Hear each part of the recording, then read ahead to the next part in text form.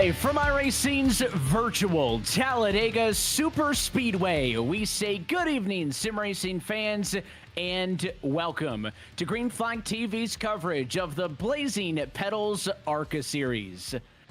It is same time, same league, but a new channel as we welcome all of the Blazing Pedals Racing League fans to us here on Green Flag TV. We're alongside Derrick Watson. My name is Evan Posocco. Our producer downstairs is Dustin Ollis, and we are happy that you are joining us as we pick up coverage kind of a couple of weeks into this ARCA Racing Championship, and what a week, Derrick, to get the honors as we head to the most daunting track on the NASCAR calendar, Talladega.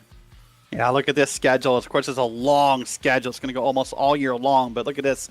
Here we are at Talladega, and we have stage breaks. So laps 22 and 44 out of a total 114. Of course, we're off next week, and then after that, April 27th, it'd be Justin, Prince, and myself covering most of the rest of the season. Justin has that off, so we got Evan to come in, and thank you, Evan, for doing that. But look at this, Richmond, Iowa. Of course, Mother's Day weekend is off weekend in Texas, and Memorial Day. So we're at this part of the schedule where it's kind of hard to find a rhythm in this schedule just because of the off weeks, but these drivers have done a great job. This is race 8 of the season. A unique spot as well in terms of, Talladega doesn't really fit into the category of any of these other racetracks. Certainly, the Indianapolis Oval has a lot of drafting in these ARCA cars, but Talladega is very unique in terms of the race stretch that you're looking at right there for round 6 through rounds 11. It is also significantly, I think, longer than most other races, right? I'd say 162 laps at Homestead is a lot shorter than 114 laps here in Talladega. This racetrack a little bit longer than the Indy Oval, and of course, you got 20 additional laps on the board compared to that race a couple of weeks ago. So that brings up a couple of interesting challenges, right? Number one, obviously, is race length. It's going to be a longer race than I think what most drivers are used to driving, A, in an ARCA car, and B, also here at the Talladega Super Speedway. And I think that is only going to further amplify all of the storylines that we would have been talking about anyways, and that is survival to the end, going to be critical. You've got 113 opportunities to mess this one up. You got to be there on the last lap if you want to be in the ballgame. Yeah, and something we can talk about later too. I think why that schedule feels long, or why that length feels long, pardon me, is because of just how mentally draining this likely will be. We'll come back and circle to that later. Let's look at the points for this league after 7 races. Justin Levine holds a pretty nice 25-point lead over Dalton Kilroe. Taylor Butcher Benjamin back at 294 with Austin Edstrom 1 point behind him at 293. Now Mark Arthur 292. So the top 5 is darn close here. And then, of course, Brian Dees, Dustin Ping, John Perkins, Brian Zimmerman, and Chris Carroll. So, I mean, remember, we're only round 8 here, Evan. So this could look very different before the season is over. But let's look at the team points real quick. This is unique, so I want to cover this as well. Here are the team points. There's 7 teams, 2 dudes, 1 sim, Pit Lizard, Black Hawk, William Morse Design, 5 Kings Motorsports, and MF Racing Designs. So there is a unique scoring format here, Evan. They will take the average of the best and worst finisher on your team, and the team with the best average wins 1 point. So that means of the 7 races, twice 2 dudes had the best average, twice 1 sim, twice for Pit Lizard, and then once for a Black Hawk. So a very unique scoring format for the team standings here. It means that we don't really have to dive into the analytics even further on who's had better weeks and who hasn't, because it kind of takes all of the fluff out of it in terms of the total race accumulated points per driver, which is the most popular, I think, team standings formula you'll see across the sim, and it is simply just 1 point given to the best average finish for the highest and lowest driver. So it really does, add a little bit more credence to the phrase that, you're only as strong as the weakest link. You definitely want whoever the lowest finisher on your team is to be running in a highest position, and therefore a 10th and 11th would score way better than, say, a first and a 30th. Well, practice has drawn to a close. 10-minute qualifying session is now open. It is single car qualifying, so 1 car on track at a time, 2 timed laps to set the grid, as James Efaw is on track right now in the yellow number 88 Chevy. Yeah, so this format for qualifying, as far as by format, I mean with the driver lap, the lap they want to run, very predictable here, right? This first lap, this would be the second lap, hopefully, for James Efall here, part of Pedal 2 Motorsports. This is his second lap. And that second lap, you basically want to run that yellow line. So you see the speeds here as they're going to show on the bottom of the screen. About 175, 176 down the back straight. But his job here on the second lap, Evan, is to hug that yellow line. You can see pretty steady at 175 miles an hour. You compare that to when he was at the same spot on the racetrack last lap, a couple of miles an hour slower. So first lap in the books for Efall, 55.009. As he comes through the tri-oval and makes that run down to the start-finish line. Does he improve on lap number 2? He does. Make it a half a tenth, 54.939. That's good enough for P6 in live qualifying. Brad Lawson, your current fast time with 57.734, top of the board. He does not improve on his second lap. So some drivers better on lap 1 versus lap 2. I think that was Taylor Butcher Benjamin jumping up to P2. Yeah, lots of movements. People are all going to come through here and basically set laps right around the same time. Here's Colby Jackson. Last time by a 56.335. He'll look to beat that here. You see the lap count on the bottom of the screen. Now, out of the corners, you do want to track up a little bit because the one thing you don't want to do is hold the wheel too hard. That'll cause you to scrub just a little bit of speed. And boy, when you're super speedway qualifying, I mean, every tick of speed counts. But look at that. Great job hugging the yellow line. Let's see if he gets up here out of the corner a little bit. No, does a pretty good job there, Evan. Down to the line, and now down here through the tri-oval, he's going to come. Oh, down below the apron. Some drivers, last couple of ones we watched, stayed above the double yellow line. The number 73 wants to go to the inside. Does it help Colby Jackson? Oh, yeah. 56, he goes down to a 54. So big improvement in speed. That'll be a top 5 time right now in qualifying. That was one of the biggest first lap to second lap pickups we have seen so far in this qualifying session as Corey Sherman completes lap number 1. Lap number 1 good enough for what is going to be, I think, about 19th spot, 55.4, so way slow, looking for a big pickup here. Yeah, we'll see what he does here. And again, it's going to be the same thing. Oh, look at that. He's tracking way up here out of the corner. Not something we typically see because, you know, we all learn in science class that the shortest route around a circle is the inside line. But he's going to try to get up now. What he's hoping for by getting up out of the corner and letting the car kind of ride, he's hoping that he picks up a little bit of speed by not fighting the wheel, basically. So we'll see if that continues to be the case here for Corey Sherman. And we'll see, does he dip below the double yellow line, or is he going to stay up and on the racing surface? Cars can get a little bit loose there. Interesting transition to the apron halfway through the tri-oval. His time, 54.828. That should slide him into the number 12 position. 13th, indeed, it does. 1/1000th behind Joey Neese. And that might just about do it for the cars on flying laps. There's a few more out there. Looks like Ty Marasco, Justin Levine pulling out on their first laps. Backover completes his second flyer with a 54.9. All right. Well, while we finish up our qualifications, it is Green Flag's first opportunity here to cover the Blazing Pedals League. I want to have a small talk with league admin Dalton Kilroe. Dalton, obviously it's the same great league you guys have been doing. It's the same time, but it's a new channel. What does this opportunity mean to you guys to have this new channel covering Blazing Pedals? Yeah, I'm definitely excited for this. You know, we've been a league since 2018, and this is season 10, so we're trying to, you know, continue keeping the ball rolling, keep things fresh, and we were trying something with the start of this season, and it didn't really work out. And then once we got the opportunity to work with you guys, we were ready to jump on it. So I'm glad we were able to make it work, and excited to see how this season turns out. So fans of Green Flag TV might recognize your name, of course, and many others in this league because of the coverage we do every Monday night for the High Tide Racing League. So we know what to expect from you guys, but maybe for people who've not seen your league before, what should we be excited to see in these next 114 laps? Well, I would say what you would be looking forward to is effectively the same level of racing that you would see on High Tide Racing League, maybe a little bit better.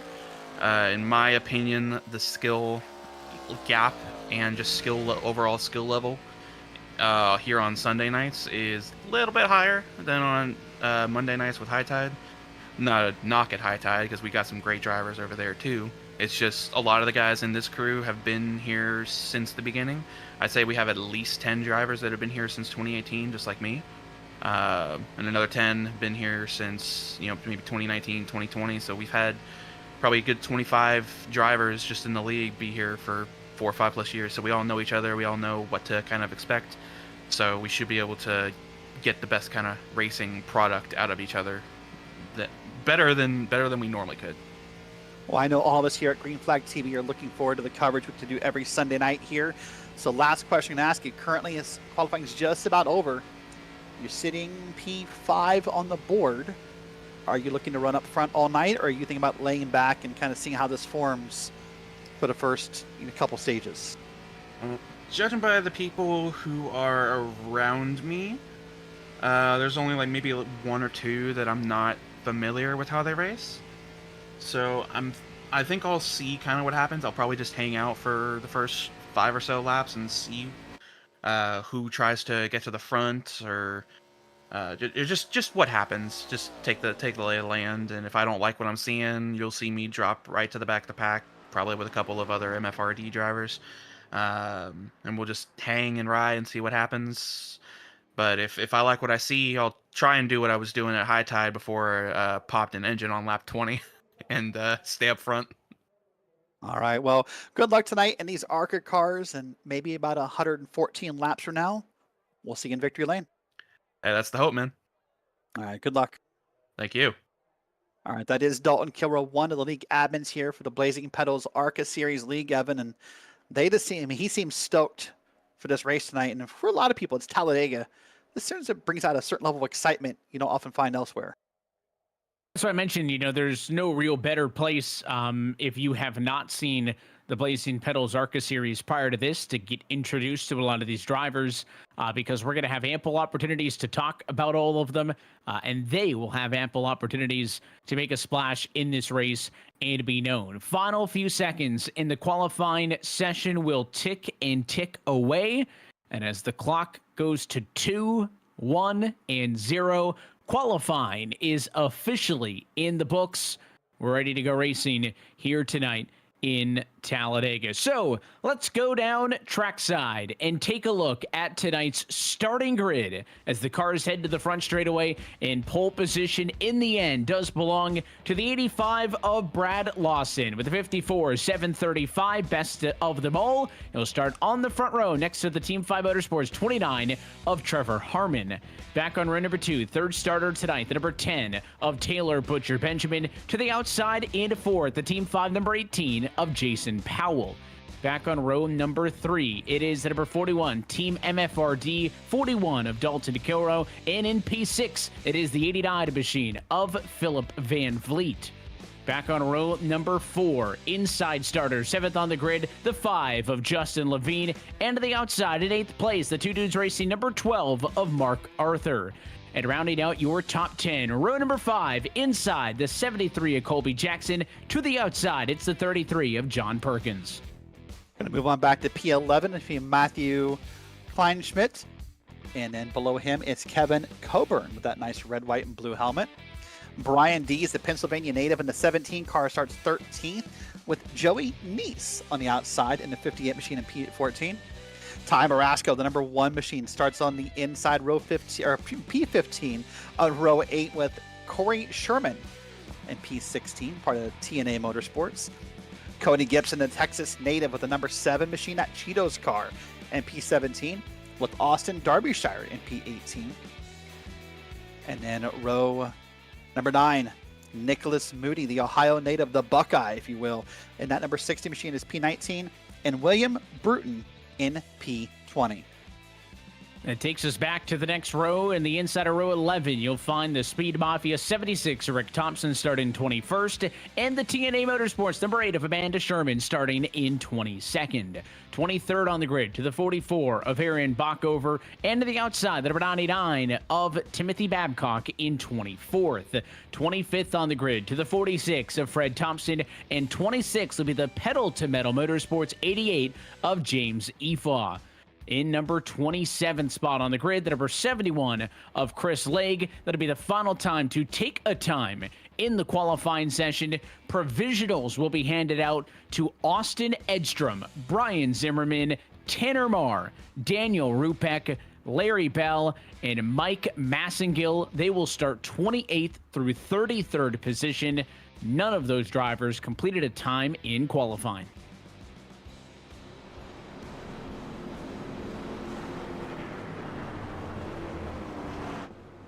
We teased earlier that this is going to be a long race here at Talladega, and as we line them up with 114 laps on the board, we're talking a cool 303 miles before this thing is said and done. So just a touch over halfway distance of a NASCAR Cup Series race.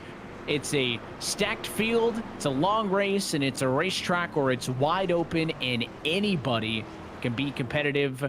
Not sure what else we could ask for our introduction here to the Blazing Pedals ARCA Series.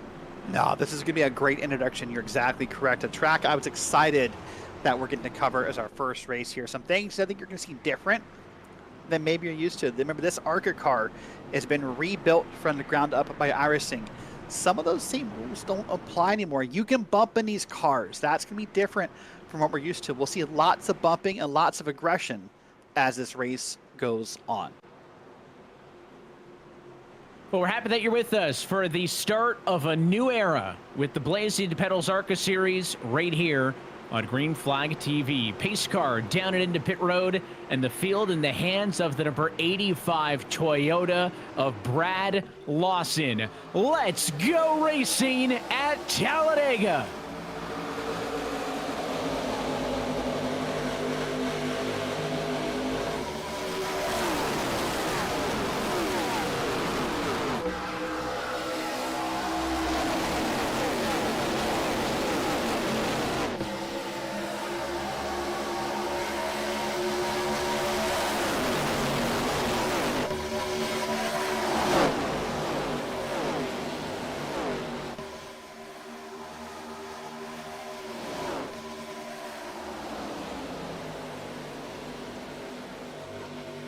Side lane started to pull the early advantage, but a move from the inside to the outside has the number 5 Justin Levine on the offensive.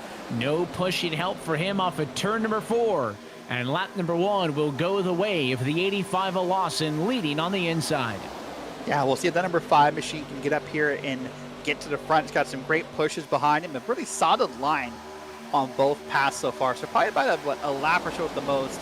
I suspect that draft will pull the 5 up to the front, but never mind. He pulls back down, and I think he's just trying to play the draft. He's trying to be the Dale Jr.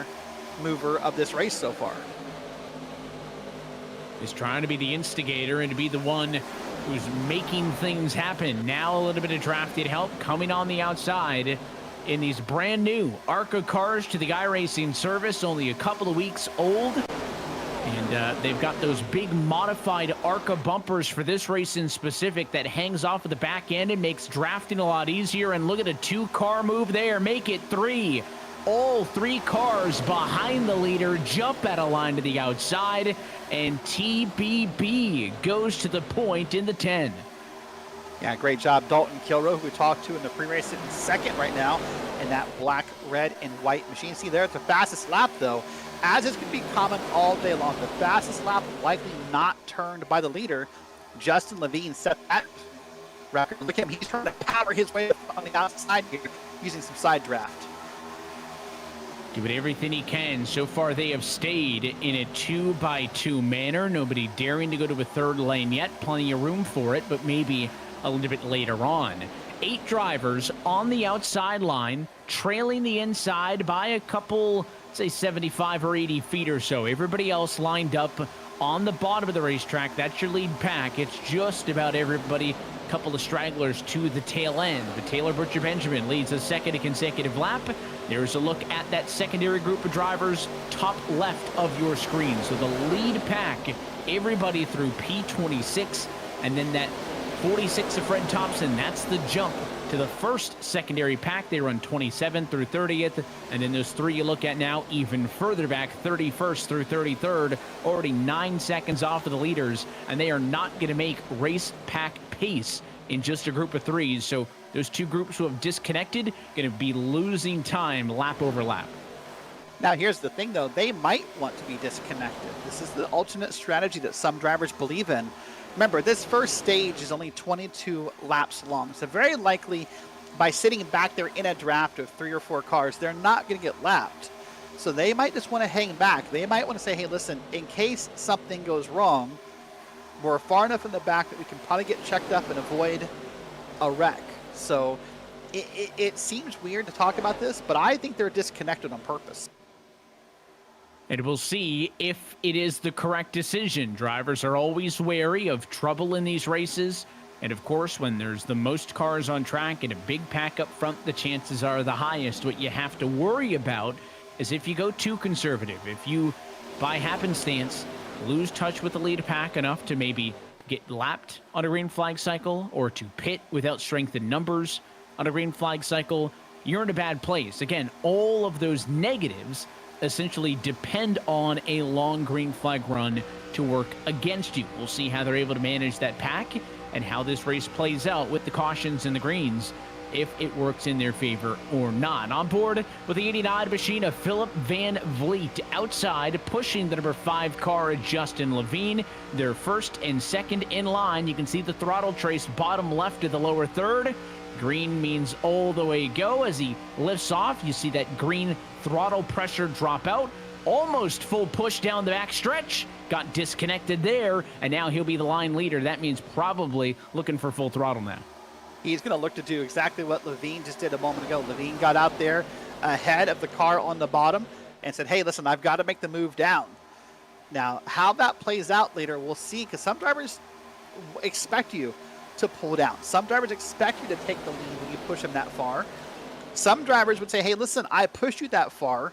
Why didn't you wait for me? Why didn't we wait till we got 2 cars gap and we both could have went down together and both got to the bottom line? So those kind of decisions that you make here on lap 7, on lap 8, can really come back and bite you possibly on laps 1, 10, 11, 12, and 13, and 14 if the decision you made was not popular. Here, look at the top side. That's now Van Vliet being pushed by that white and pink machine, that number 12 machine behind him. That is Mark Arthur pushing hard, and I thought they were going to clear the bottom lane. It looked like they had the opportunity to do so. I know the 89 was clear. He could have done what the 5 of Levine did, and that would have just been to pull down in line, take the spot. Curious if the 89 machine of Van Vliet either wanted to wait and have the 12 go with him, or if he's not really interested in dropping down to the bottom and wants to control the pace of the drivers on the outside of the racetrack. More cars have worked their way to the outside. It's almost an even 10. I think it's 9 cars on the outside, making this a little bit more of a fair fight. 8 laps in to this 114-lap marathon in Talladega. 3 different drivers have been able, I should say 4 drivers have been able to lead laps in this race. Brad Lawson led a lap early, your pole sitter, all the way down to P17 already. He's one of the biggest losers in this race thus far. Yeah, definitely one of the people who's moved down the most spots here, down 15 spots as of this moment. You see now the numbers on the bottom right of your screen. You see that Rick Thompson is up the most. Great job by Rick Thompson. Here's a change for lead again. That's TBB back to the front. So not a different leader, but another lead change in this race.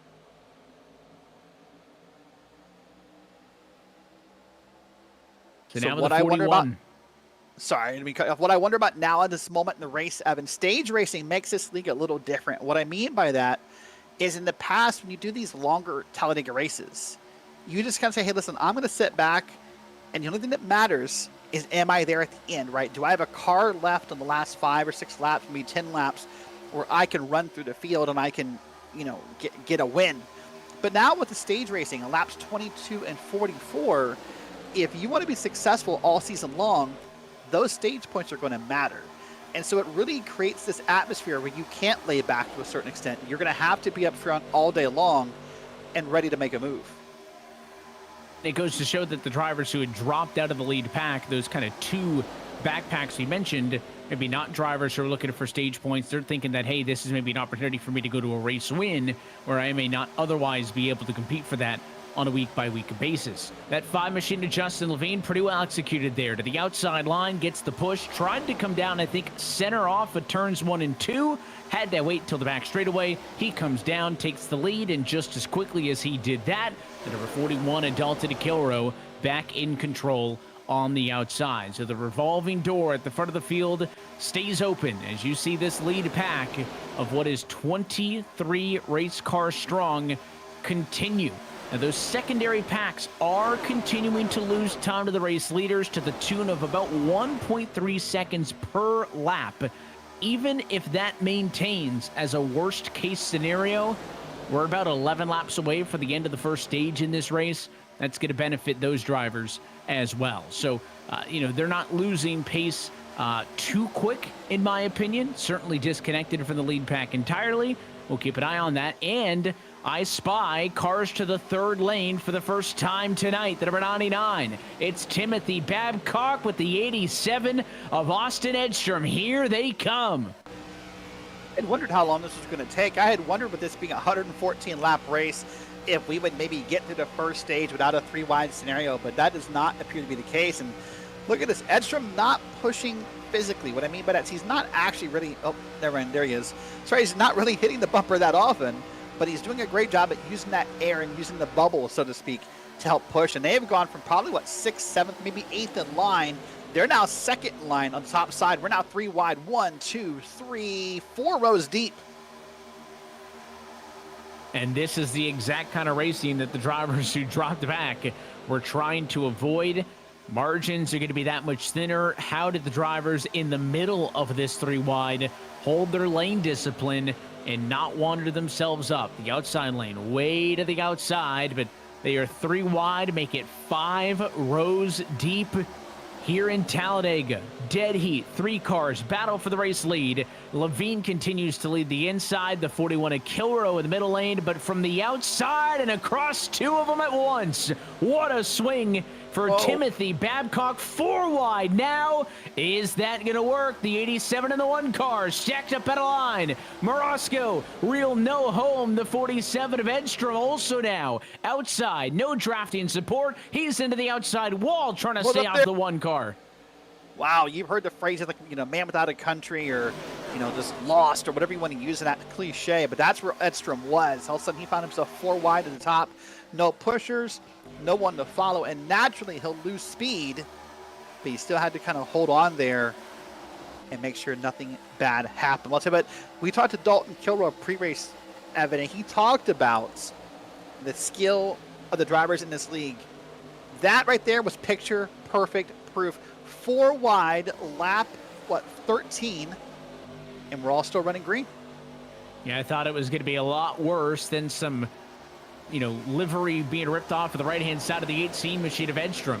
It was looking bad, but credit to them. They're able to kind of hone it in, and I'm wondering if that's going to spook them a little bit from staying away from some more 3-wide. It worked out again for Timothy Babcock. He made that big swing from the very outside to the very bottom, and it is the tie number 99 machine leading on the inside.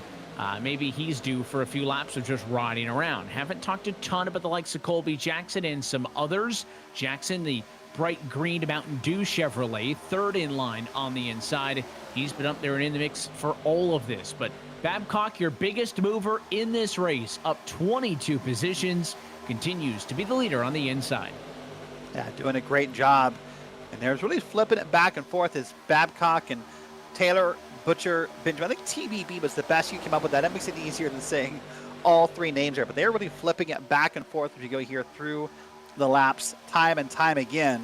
And of course, while we see all those flips on the leaderboard, the only time it really matters for the official records is at the start-finish line. Yeah, you'll see advanced statistics. There's trouble in the back. Couple of cars into the wall. It Yeah. is the number 99 machine is one of them. The 9 on scoring to pile on, and that's going to be Kevin Coburn. Well, for those drivers who waited back, this is what they were hoping for. They're now going to get a caution and get caught up again.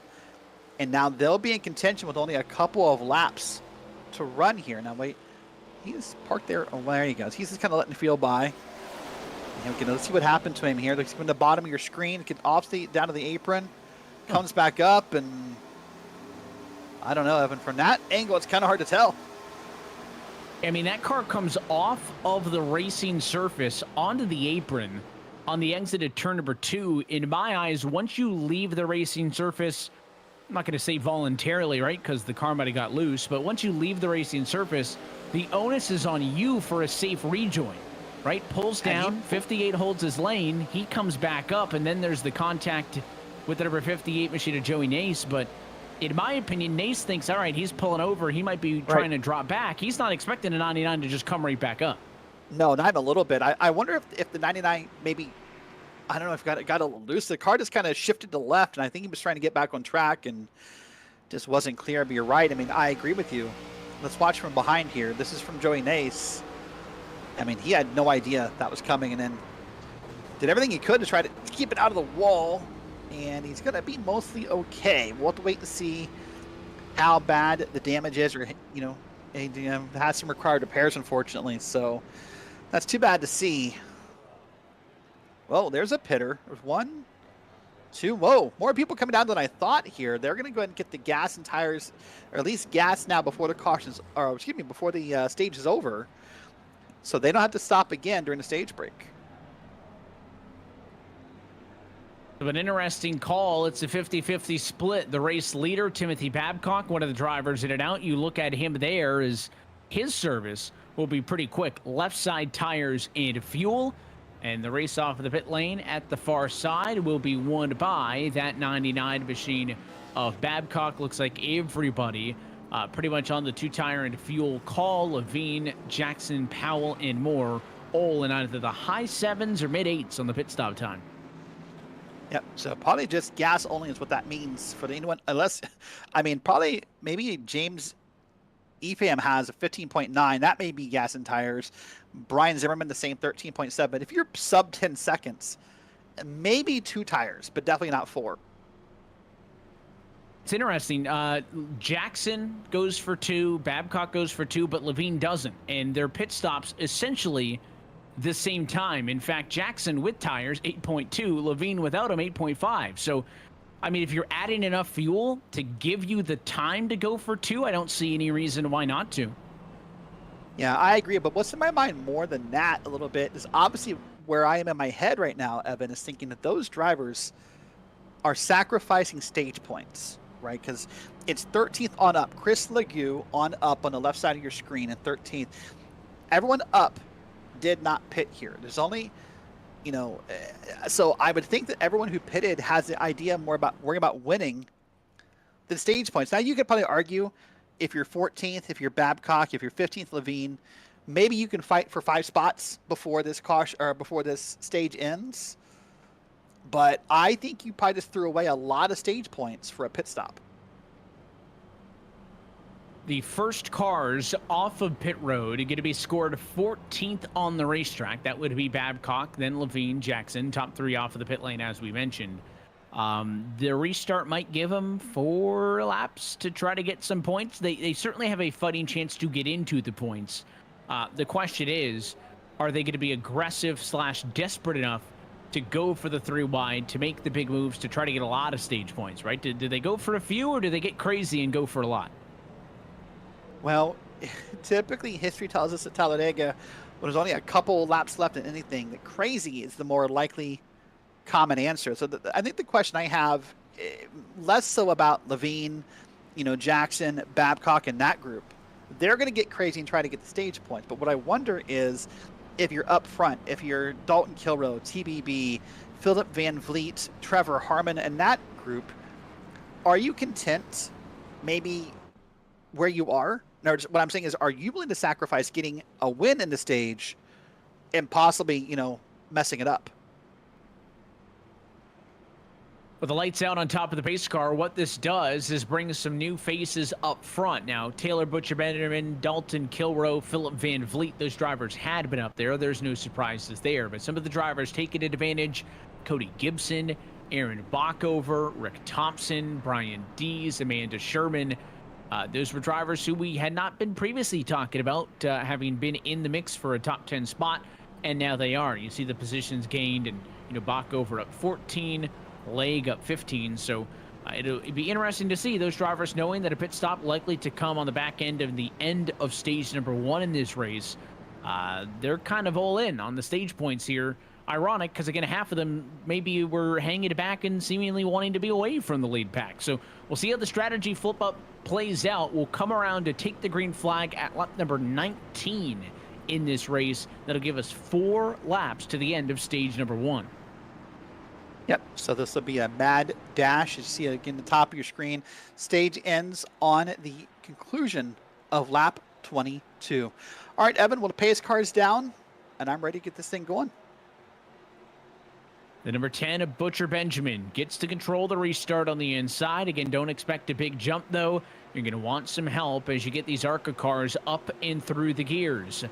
Gotta wait for the Geico restart zone exit of the Trial. Look for the blue paint on the inside. Anywhere in there is fair game. We're back underway. 18 laps in the books. 4 laps to go in stage 1. Big gap. Look at the gap there between second, third place, and the top lane. That may cause this draft to act a little weird. Of course, that's Dalton Kilroe up there. And he's got the 29 of Trevor Harmon behind him. But that gap is really on both lanes now. Whoever closes that gap first will be the drafting lane that succeeds here on this first lap. And I think it's going to be the top lane that's going to close up a little bit quicker. And here they go. Dalton Kilroe is clear. Trevor Harmon not clear yet. Will Kilroe pull down? I don't think so. He's going to work with Harmon, and they're going to try and bump through these corners here at Talladega. And third lane is coming. Justin Levine, fresh off of pit road, looking for some stage points on the outside. Timothy Babcock in line. So is the 73 of Colby Jackson. 3 instigators make it 4, now 5 on the third lane. 3 laps to go in stage 1. 3-1 in a battle for the race lead. Kilroe the leader at the stripe, but he's a sit and duck to the momentum on the outside.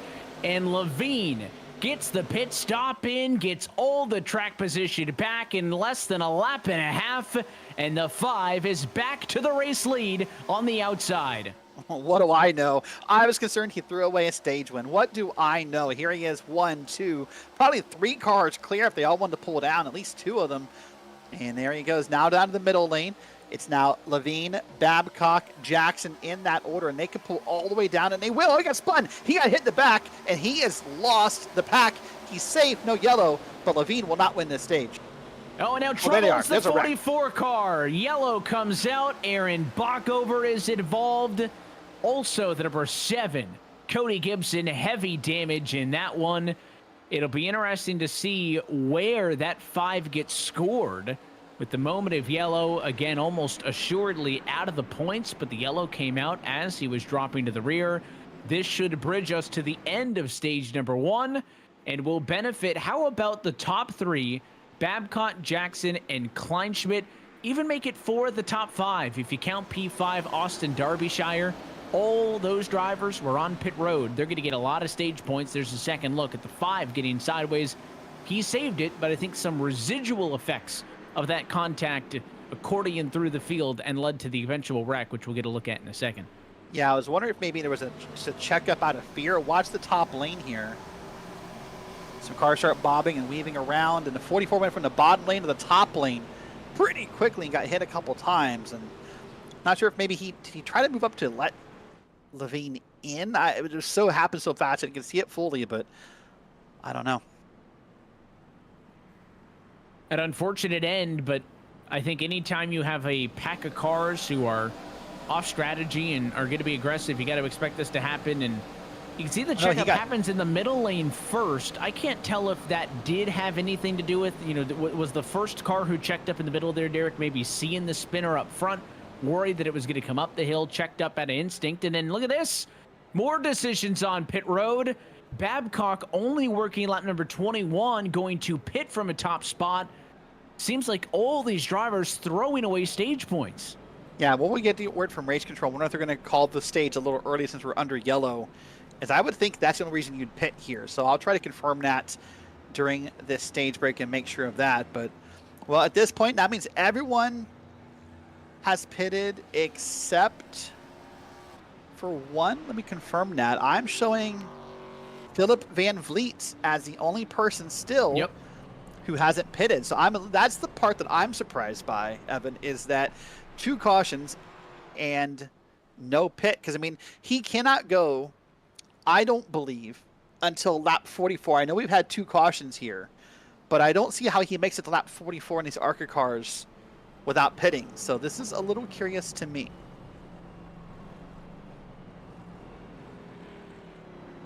And if we get the lights out on the pace car the next time by, if he heads to pit road approaching the 1 to go, he's going to certainly lose all of his track position, and therefore no reason to have pushed it to that point anyways. Of course, if he stays out to the white flag, then you're coming around to the green, in theory, when the field's going to be more prepared for a longer green flag run, and you're going to be short on fuel. So we'll see what the decision for Van Vliet is in the end. Again, certainly valuable points for running P4 on the racetrack, but he is the only driver who is out there on the racetrack who has not made a trip down to pit road in this race. Meanwhile, Colby Jackson timing things out at the right moment. Maybe not how he drew it up on the whiteboard during the huddle, but he was one of the drivers on that 3rd lane. And as the 99 and the 5 got together, the 73 machine was in P2. Cars in front of him pitted, and he's looking to cash in a big bank of bonus points here if we can confirm that, again, right here at the end of lap number 22, this scheduled end to stage number 1 is indeed when points will still be paid out. And if that's the case, Colby Jackson peaking at the right moment, the 73 car doing a good job. Right. And Van Vliet, by the way, diving off to pit road. So, again, I don't think he's going to be, again, all of the pit stops. And in fact, here at Talladega, all the pit stalls, Derrick, pre-start finish line, unlike almost every other track. So at the end of lap number 22, he's not going to get anything for this. So I have a concern about that, which we can discuss when we go back green and see what happens. But if you pit before pit road opens in iRacing, then you get an end-of-line penalty. If you pit after the pits close and they are closed, that should be a black flag with a stop and go under green flag conditions. We'll take a look at that, though, when this race resumes. But first, let's go ahead and thank our sponsor for the coverage is presented by the Ohio and Indiana Roofing Commercial Industrial Roofing. We are a sister company to Bruns Construction Enterprise. We specialize in commercial and industrial roofing and committed to accommodating the unique needs of each client and offering creative solutions to meet those needs. We're a team of individuals who work for the same common goals: professionalism, quality, and service. Now, the service we offer includes preventative maintenance, re-roofing and new construction, infrared scanners, green roof solutions, metal, emergency repair services, and more. Please visit www.oiroofing.com for more information. All right, so with that, again, thank you to our sponsor for this race. And before we go back, I want to talk about that, though, Evan. I want to watch Philip Van Vliet. I'll watch it privately. I think that's going to be a bigger penalty than he thinks for pitting after they were closed, unless he lucked out. And again, in the end, you should have just pitted right away, because at some racetracks, right, start-finish line splits pit road in half because it's in the center of the tri-oval. You can come down pit road, and depending on the spacing, pit road speed, and some other factors, you may drop a couple of spots, but maybe you squeak out a points-paying position anyways, right? That start-finish line obviously beyond the exit of pit road, so Philip Van Vliet goes through all of that, and he scored 24th at the end of stage number 1. So certainly not the right strategy call, it would appear, in the end. He's got some work to do. Meanwhile, up front, we get set for the start of stage number 2. We'll run to lap number 44. Jackson, Kleinschmidt on the front row. Green flag back in the air.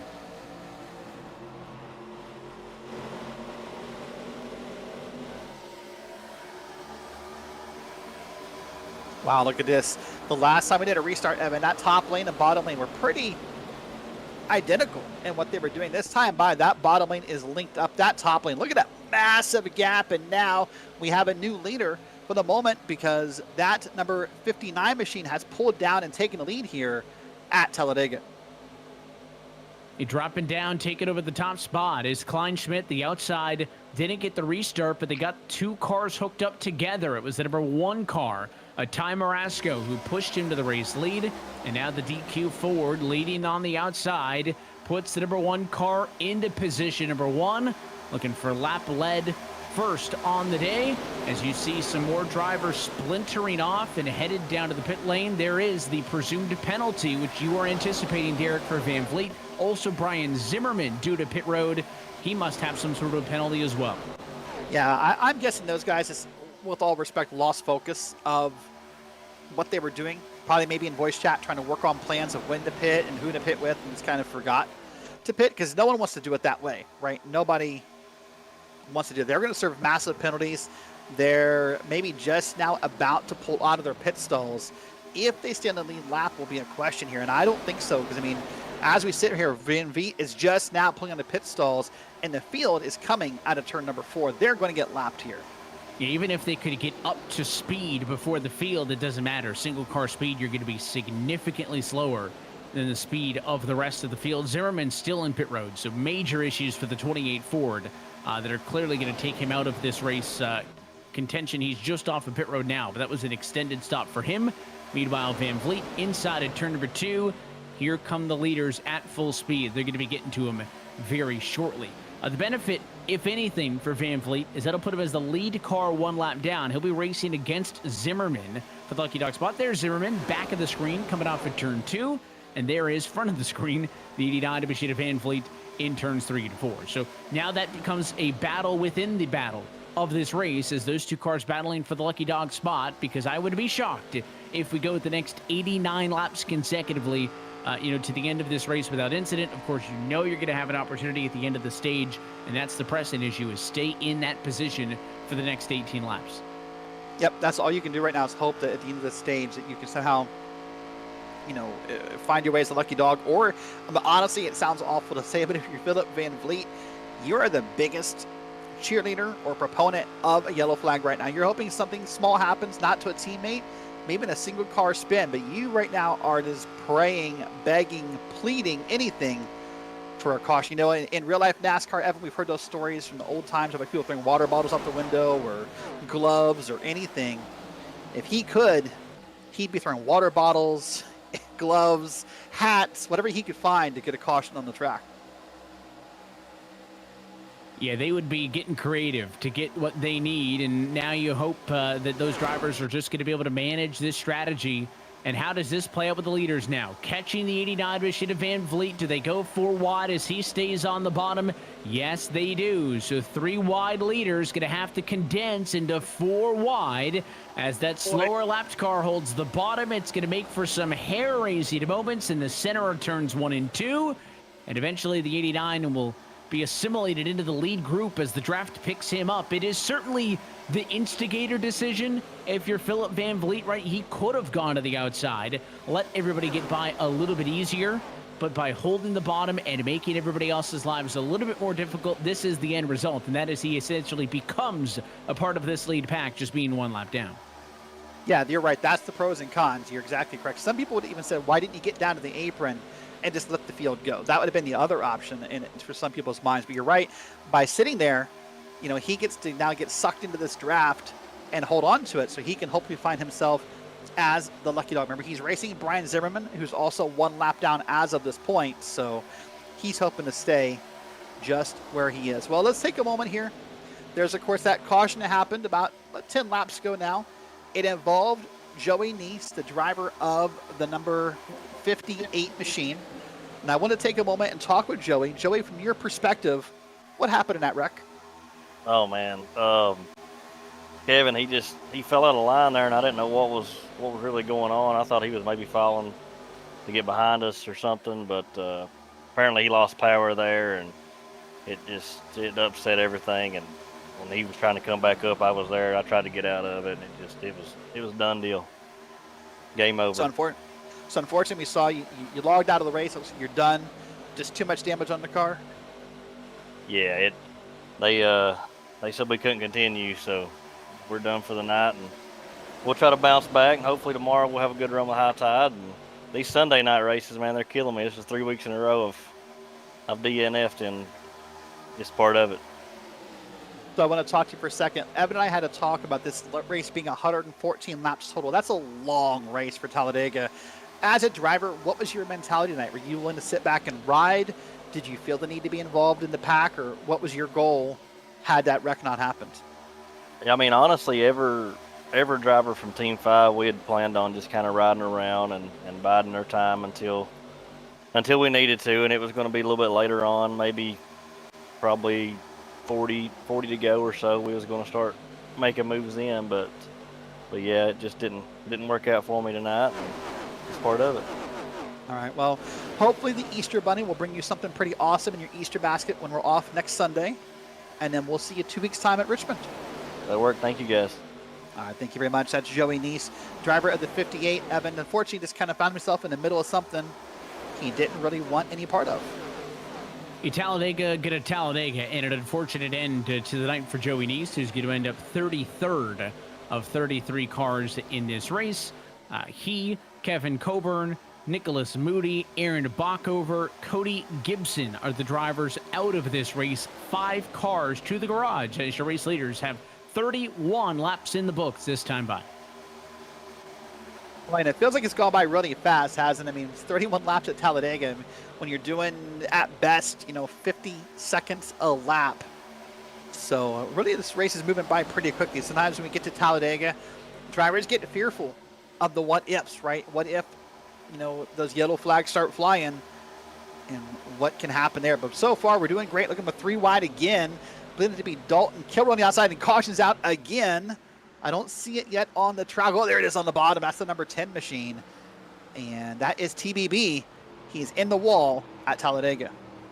Scored third last time by the start-finish line and got a punt on the exit of turn number 2. And punt might be overselling it. I was talking earlier about how these rear bumpers have that extra bodywork added below where the decal ends and where that bumper normally ends at all other racetracks outside of super speedways for these ARCA cars, but they elongate those rear bumpers to make pushing easier, and you'll see it happen really quick. And that admittedly did not look like a hard tap.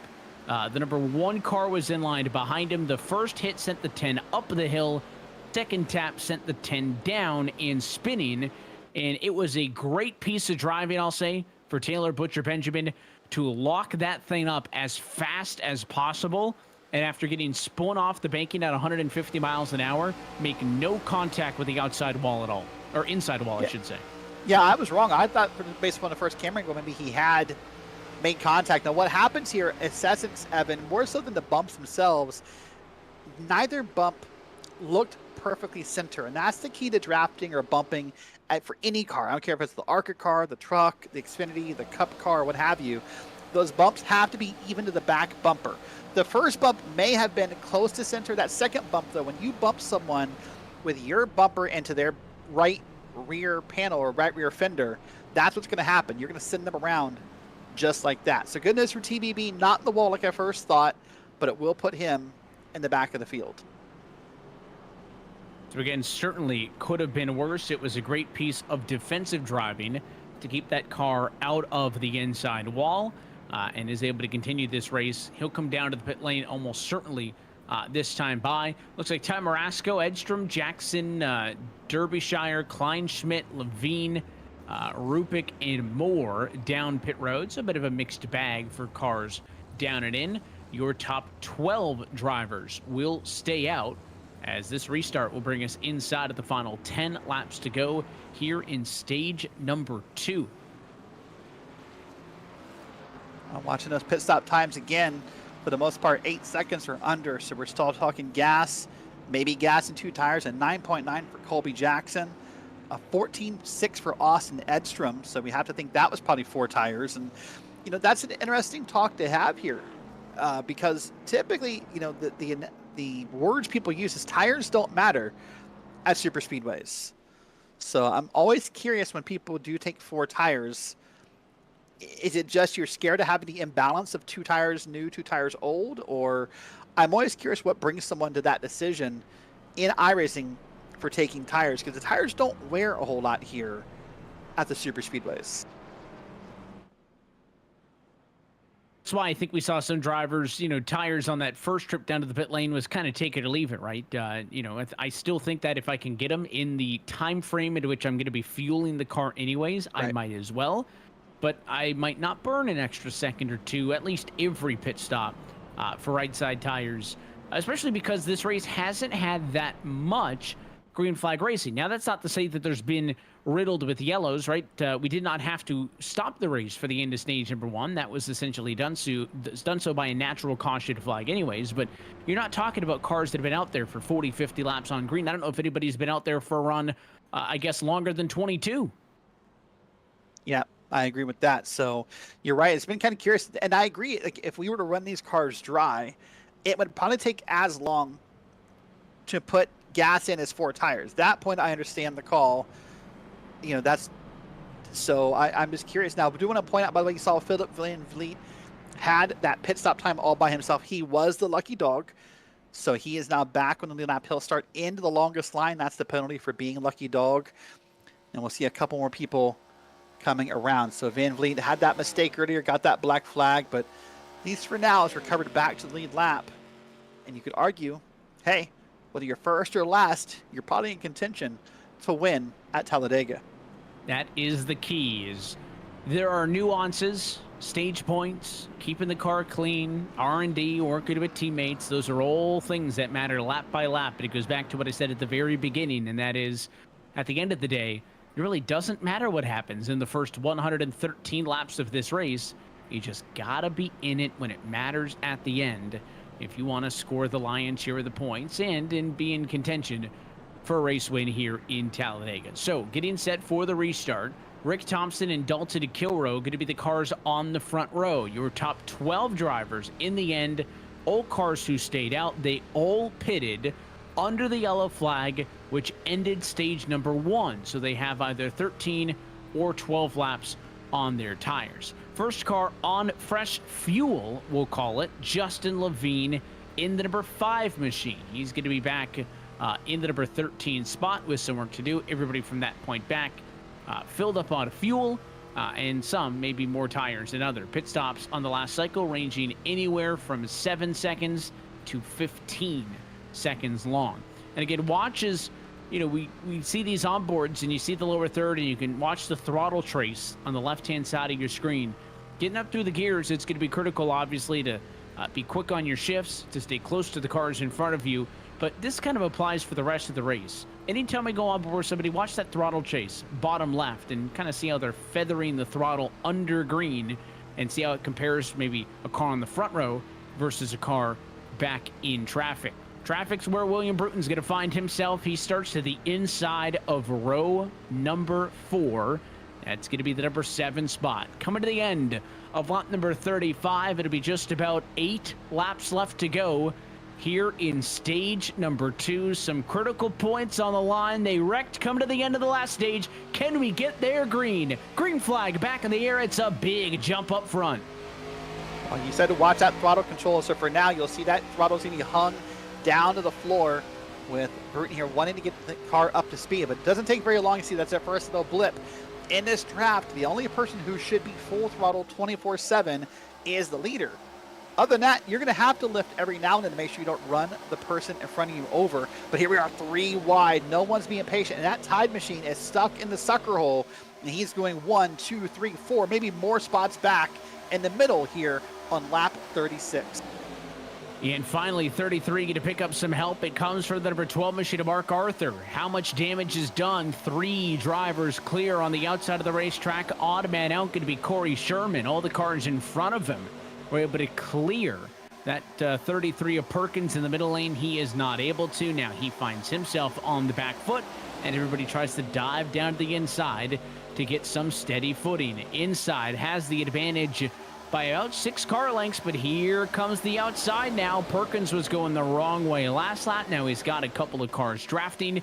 Do they allow that 33 to get all the way to the front row, or does somebody pull a move on him? Look at the 99 car. Timothy Babcock doesn't even want to wait that long. He'll go to the outside. 3 wide, center pack. Yeah, my reaction was those cars that went wide in the top 3 wide, they really swung it out there, didn't they? That was not a gentle move to the outside, but here we go. That time machine stuck in the middle a moment ago. But watch this in your replay that's up top. Watch this Taco Bell car. This swings it way wide, and whew, that could have been really ugly had it gone bad. But here we are 3 wide now. The problem is there's only 2, 3, 4 cars in each of these lanes. They're not going to draft fast enough to catch lead here. With only to go. Right now, Rick Thompson, the United States Air Force retired member, the 49-year-old from Utah, is leading this race and is leading Dalton Kilrow around the super speedway.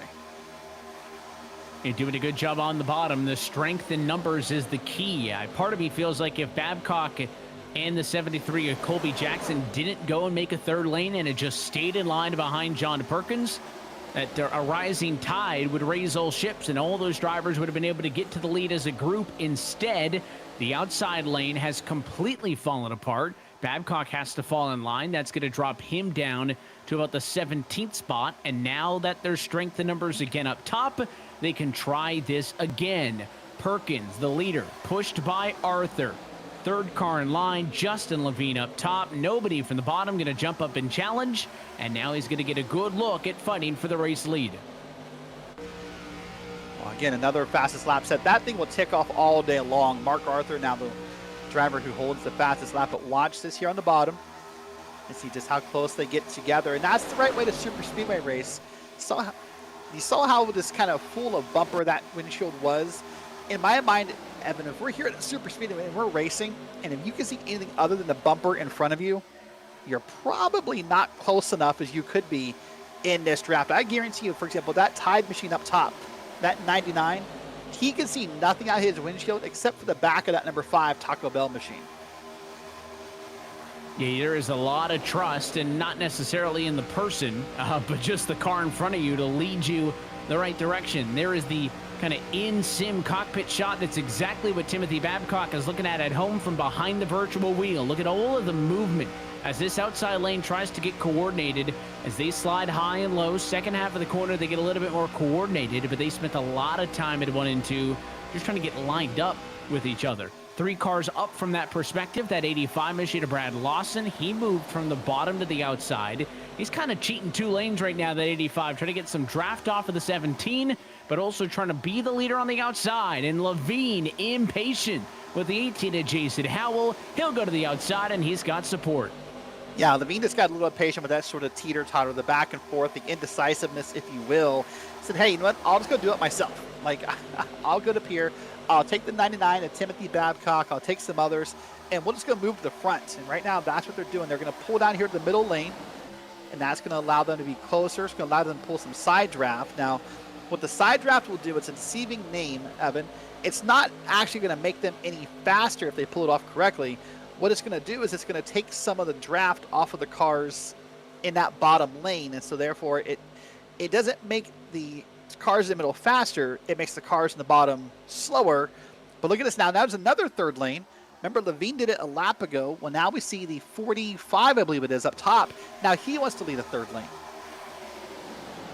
He wants to go to the very outside. Lawson is going to be there. There's 4 cars high, 5 in the middle, everybody else on the inside. A 21 car strong lead pack. 3 laps to go in stage number 2. How bad do you want the stage points as we get closer and closer to halfway home in this marathon at Talladega? Outside, slipping back. They have not been able to get some speed going. Now that they come down the backstretch, can they make some moves? Look at the bright green 73 car. Colby Jackson at 4th in line on the bottom. He jumps to the middle lane now. He's hoping the 12 car of Arthur could push him to the race lead.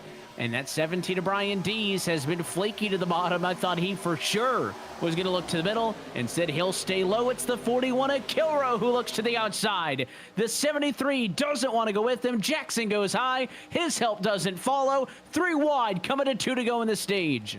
Doing a great job as Dalton Kilrow. I'm not surprised. Dalton loves super speedway racing. We've seen him all across Green Flag TV, not only in Blazing Pedals. He's also, of course, a High Tide Racing League.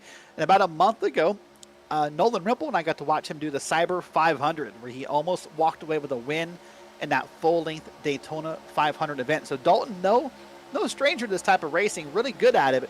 But for right now, it is Colby Jackson and Rick Thompson leading that bottom lane. But here comes Justin Levine. And Evan, if you've been around iRacing for more than, 6 months or so, maybe a year, the name Justin Levine is pretty well known across the service for how good he is at racing. So let's see what he can pull off here.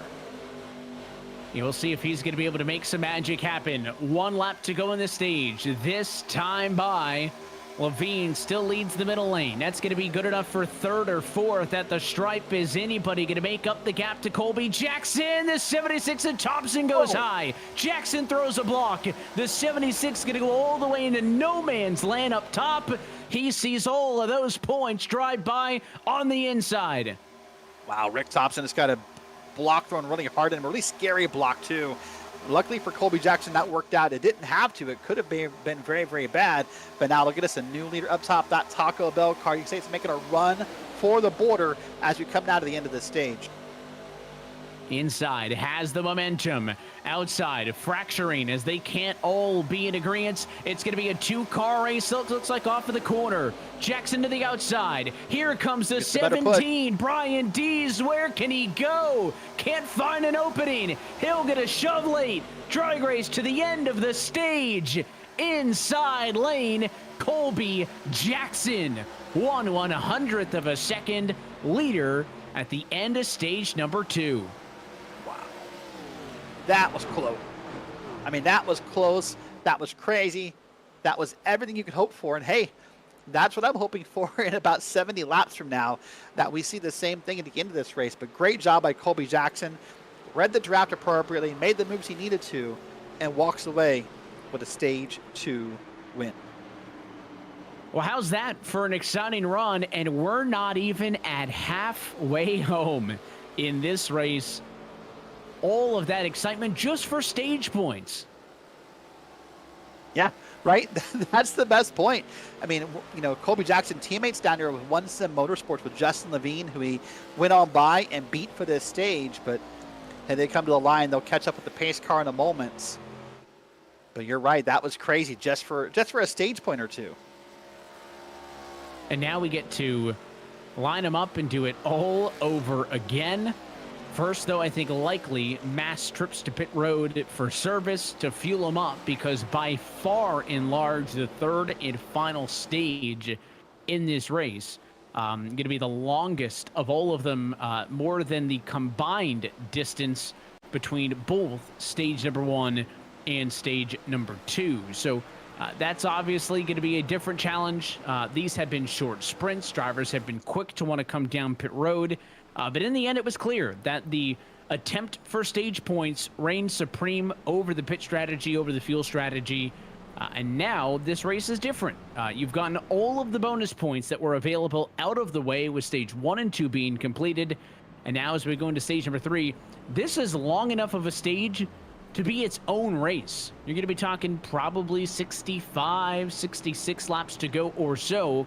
But the time back underway, again, that is plenty and going to have a very different look to it. So the leaders come down to the pit lane, and it is going to be a wholesale service, Derrick. They are all coming in. Yep, here we go. Not a surprise here. This is just about the limit. Well, the limit of what we could run on gas in the stage. So what I mean by that is they would not be able to go that much further if we went greens. Everyone's going to come down here. Of course, some people came down mid-stage when we got that yellow flag. So we see here on this number 17 car. So the right side of the car go up and go down the left side. So this is a 4-tire stop for the 17. And based upon the pit stop time, still, that's not the common trend we're seeing. Look at this pit stop times, still sub 9-10 seconds for most people. And Colby Jackson, the lead car off of pit road, he goes fuel only. So does Austin Edstrom. So the pit strategy variance that we had seen in the opening 2 stages, that continues here as we get to the end of stage number 2. Everybody picking different things. And speaking of Colby Jackson, he was your stage number 2 race winner, and he's the first car off pit road. Derrick, he's going to have a good seat for the start of stage number 3. Let's see if you can dial him up on the radio. Let's see if we can get to him the number. Colby Jackson, well, look at that. You won stage 2. That was close. It looked close from up here in the broadcast booth. How close did it feel on the track racing at the end of stage 2? Oh, I thought he got me there, honestly. He was coming with a huge run. Yeah, I could have swore he got me there. That was really close. I'm just glad I was able to sweep both the first stages. So with that Mountain Dew machine, of course, you got around your teammate Justin Levine, part of One Sim Sport down there, doing a great job in this race. And now we come to the long part of the race. Now we're not even halfway yet. So what's the plan for the rest of this race? Well, you got to survive. That's probably the biggest part, especially at these super speedways here. Save fuel, of course. Fuel's going to come into a big play here at the end. Plan the pit stop. There's a bunch of strategy we got to do that's involved in this final stage, especially with how long it is, but we'll get her done. So what does surviving mean to you? Does that mean staying up front and being the leader and being away from the ruckus? Does that mean maybe falling back and being away from the ruckus? What does that mean to you? Well, or do you not want to say? It's all about staying away from the ruckus, honestly. If the back's looking a bit feisty, stay up front. If it's getting a bit feisty up front, then go to the back. All right, well, listen, good luck in the rest of the race. I have one last question for you. We see you're carrying the Mountain Dew livery on this car. So, of course, there's all these flavors of Mountain Dew. There's regular Mountain Dew, there's Code Red, there's Baja Blast, there's all of them. Which is Colby Jackson's favorite flavor of Mountain Dew? This is probably going to be embarrassing, but I actually don't drink Mountain Dew. They're going to fire you.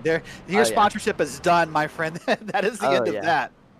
Yeah, no, actually Tic Tacs are my favorite instead. All right. Well, there you go. Well, listen, Colby, great job. We'll put you back down with your team, and good luck in the rest of this race. Thank you. All right, well, Evan, I suspect I may have just cost him a sponsorship. It was a softball, too. I'll give two thoughts on this. One, he is the reason why they'll fill, like a driver's drink on pit road with water, right? But it's the branded bottle. He is born for that role. Alternatively, though, the Tic Tacs is a good take, right? He said Tic Tacs was his favorite. Yeah, that's what he said. Yeah, that's a good take. I could go through an entire pack of Tic Tacs like easily. it was a normal candy. It is not a simple breath freshener. I could go. Somebody wants to DoorDash me one, I will knock it out before the end of the race. So one bad take, one good take, it levels out. He's all right in my book. It reminds me when you and I covered Real Sim Racing last year. We found out the Minazzi Major had that Sprite car, and in fact, he even changed it for the holidays. He had the cranberry Sprite on. And then we found out during the RSR finale, doesn't drink Sprite. Sometimes it's just a vibe thing, and I will say that the vibes are strong with that Mountain Dew green. And, they went back to I guess their new logo is the old logo, right? It's no longer the abbreviated Mountain Dew logo. It's what's retro is new again. I think, was it Burger King did that a couple of years ago? So, it's nice color. Putting the specs map to use, it's bright green. I promise you remember the name Colby Jackson. If that 73 car does anything on the racetrack, you'll be able to know it at a moment's notice. He is very easy to pick out in the lineup. Well, stage number 2 and the yellow flag at the end of it are about to go behind us. And we've got a straight up 66-lap battle to the end of this race as we're back underway. Man, when he got a big jump there, Evan, that's scary for me because that means that draft is possibly going to just kind of suck him in. But Austin Edstrom, his teammate, got behind him and possibly salvaged that a little bit because what could have happened is as these cars wound up that draft behind him, they would have had more speed to gain and quickly got around him. But now he's got a teammate behind him in Austin Edstrom, and that may have saved him. He'll get a car in the apron, though. And one car spit out of line. It's the number 29 machine. No problems. We'll stay green. And again, now it is the onus on the 29 of Harmon there to safely blend up and onto the racetrack. He will do so. That happened right off at turn number 2, right? Seemed like it was an intentional move. A little bit close there as he's off speed, but it seemed like a designed move for Harmon to drop off a 2, let the field pass, and pull up in line, and that kind of further adds credence to what we were discussing earlier when we saw a move just like this, Derrick, turn into a wreck when the car who pulled off the surface came back on. Yeah, the difference, of course, being that he held it down there. So I think that was intentional. I think you're right. We talked about some drivers want to be in the back. They don't want to be part of this ruckus. They don't want to be involved in all this. They'll come around and they'll do it later. But here's Mark Arthur now. He's leading that top lane around in that white and pink machine. Doing a pretty solid job here. And he's about a half a car length ahead of the bottom lane here down the back straight. And now make it a full 2 car lengths for the outside, maybe 2.5. Does Mark Arthur want to go down? Does he bring the 41 Adulta to Kilrow with him? Right now, he does not. Back in the day, and I say that, 5 years ago on the sim, drivers would take the lead on the outside. They would instantly drop down to the bottom lane. And it was like clockwork. You take the lead, you go down to the bottom, you get past. And nowadays, we're seeing a little bit more gamesmanship. Look out into the outside wall goes Arthur. The 41 car at Kilrow tied up with him. Still, nobody has spun all the way around. So we're going to stay green after a disagreement on where those top 2 cars wanted to go. My goodness, Mark Arthur was up there against the wall, had a car sandwiched up there between himself and the wall. We see a bunch of cars. Oh, that's Mark Arthur. That's that Mario Kart machine, by the way. I was just about to talk about that paint and that livery being that Mario Kart style, but that car is damaged. And there's Trevor Harmon. Now, he fell to the back. He's probably going to have a grin ear-to-ear, Evan, because in his mind, he's saying, I knew it. I knew that was coming. That's why I fell to the back. It's the exact thing he wanted to avoid, and the point I was going to make was, nowadays some drivers don't want to drop down, and that's kind of what the 12 did. He went down, and then he saw the 41 trying to stay high. That 41 car at Kilrow's trying to make a pass, and after he kind of followed the 12 down a lane and then jumped back up, I think Kilrow had the nose fairly on the outside. Mark Arthur obviously didn't want to get abandoned on the bottom. He tries to block. It's too late. Those 2 cars into the outside wall. And then the second incident was the 10 car. Watch this. Comes down, tags the Mountain Dew Chevrolet, which we had spent so much time talking about, and off and onto the apron goes the 10 of Benjamin. Well, I'll tell you what, there's a bunch of drivers right now who may be happy this thing is still green, but if you're Mark Arthur, Dalton Kilrow, Colby Jackson, maybe even the driver of the 10 car, you're probably wishing this thing wasn't still green. You're going, man, where is that yellow flag at? But boy, oh boy, lots of calamity, lots of chaos here happening right around lap 50. You see Mark Arthur's down pit road. We'll see how long. I suspect he's going to get told that's too much damage and to pack it up, and we'll see if he gets a pit stop time in. I don't see any indication from iRacing of required repairs, but I mean, that car looked a beat up. Here he's on pit road. Let's see what happens.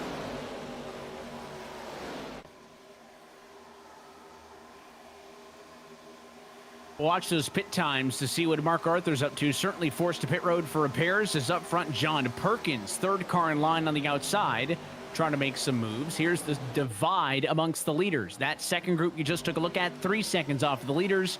Positions number 17 on back. Up front, I was honestly expecting for all of the chaos in turn 1 for this lead pack to have been completely eviscerated and broken up into 4 or 5 smaller packs. I am surprised that there's 16 cars this organized, only a few laps removed from that big moment right here on the racetrack.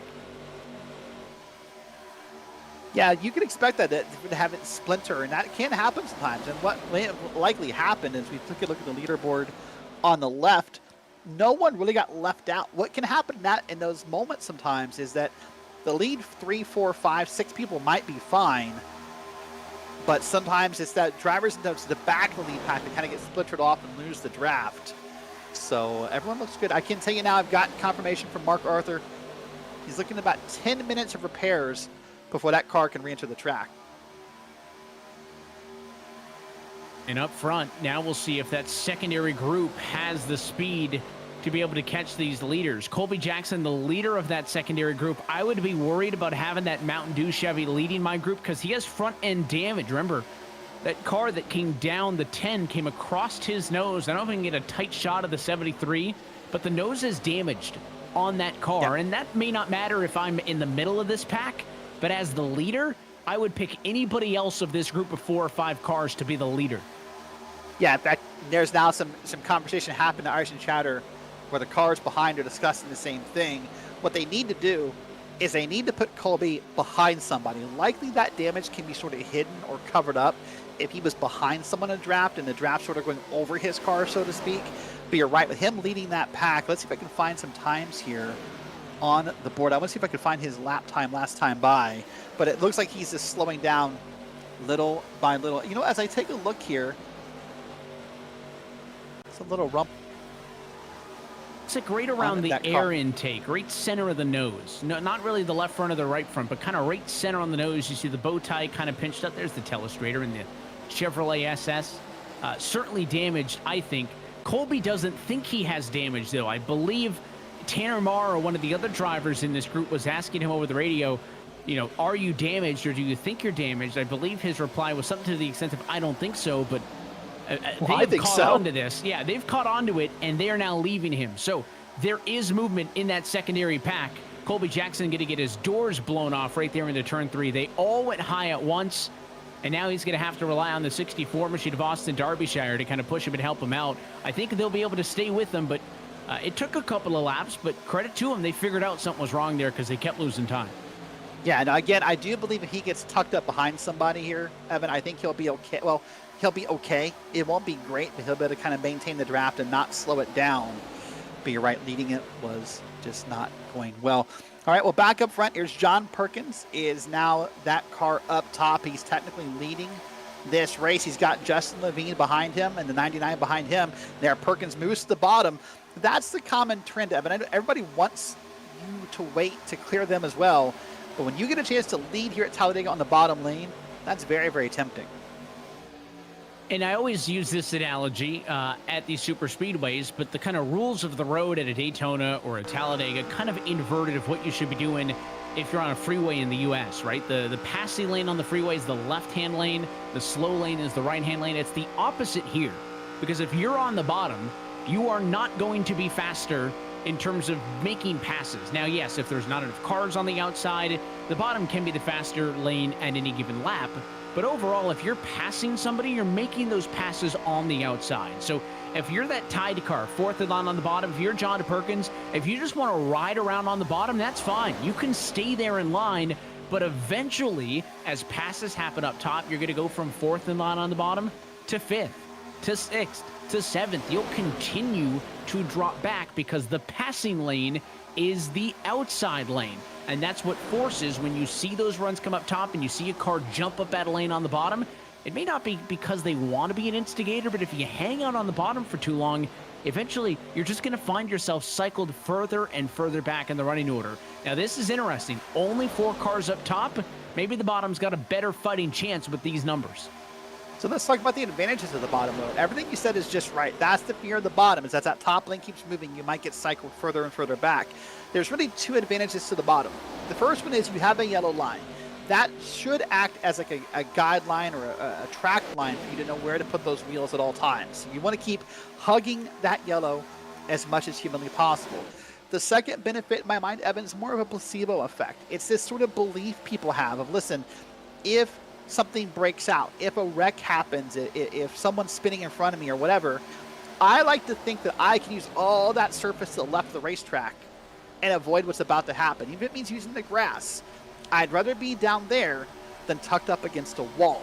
However, speaking about being tucked up against a wall, I want to take a moment here and talk with Mark Arthur. Mark, of course, in that Mario Kart machine that we found up against the wall with Dalton Kilrow a moment ago.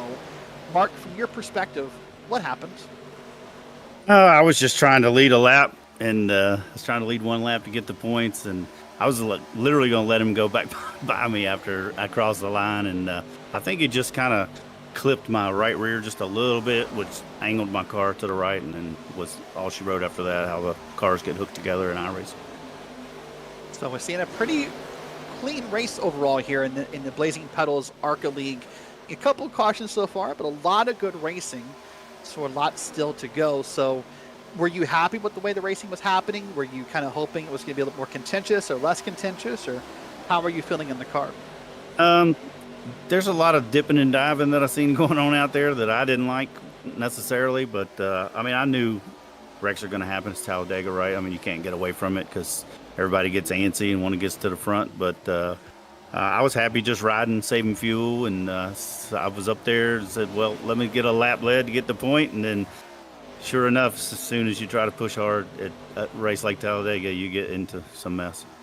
All right, well, now you got a couple minutes of repairs left. You're going to try to come back out and maybe find some spots and earn some points. Is that right? Oh, yeah, you won't see me quit any races. I don't care if it's 40 minutes. I'll get it fixed and get back out there. Fair enough. Well, the last question I have for you, we've been talking about sponsors all day long. We were just about to talk about your Mario Kart sponsor on the car, pardon me. So I've got to ask you, if we're going to sit down and play Mario Kart, who's your main character? I actually just used it as a joke kind of Okay. and, like a meme car, but You guys Princess are killing Peach is me on here. my car. guys Princess are Peach is killing on me my here. car. We just talked to Colby Jackson, who told us he doesn't drink Mountain Dew. I Now heard Mark that. Arthur doesn't play a Mario Kart. I'm starting Oh, to I think that I'm play. being bamboozled by these paint schemes. I play. Well, probably in a couple weeks you'll see me in a Barbie car. I don't play with Barbies either. Just to let you know. Fair enough. Well, would say listen, the Mark, same it's a thing, pleasure too. It's talking fine. to you. Good luck. Sorry, go ahead, Evan. I was just say, if I was put on the spot, I'd say the same thing on the broadcast too. No judgment. Can't hardly hear Evan.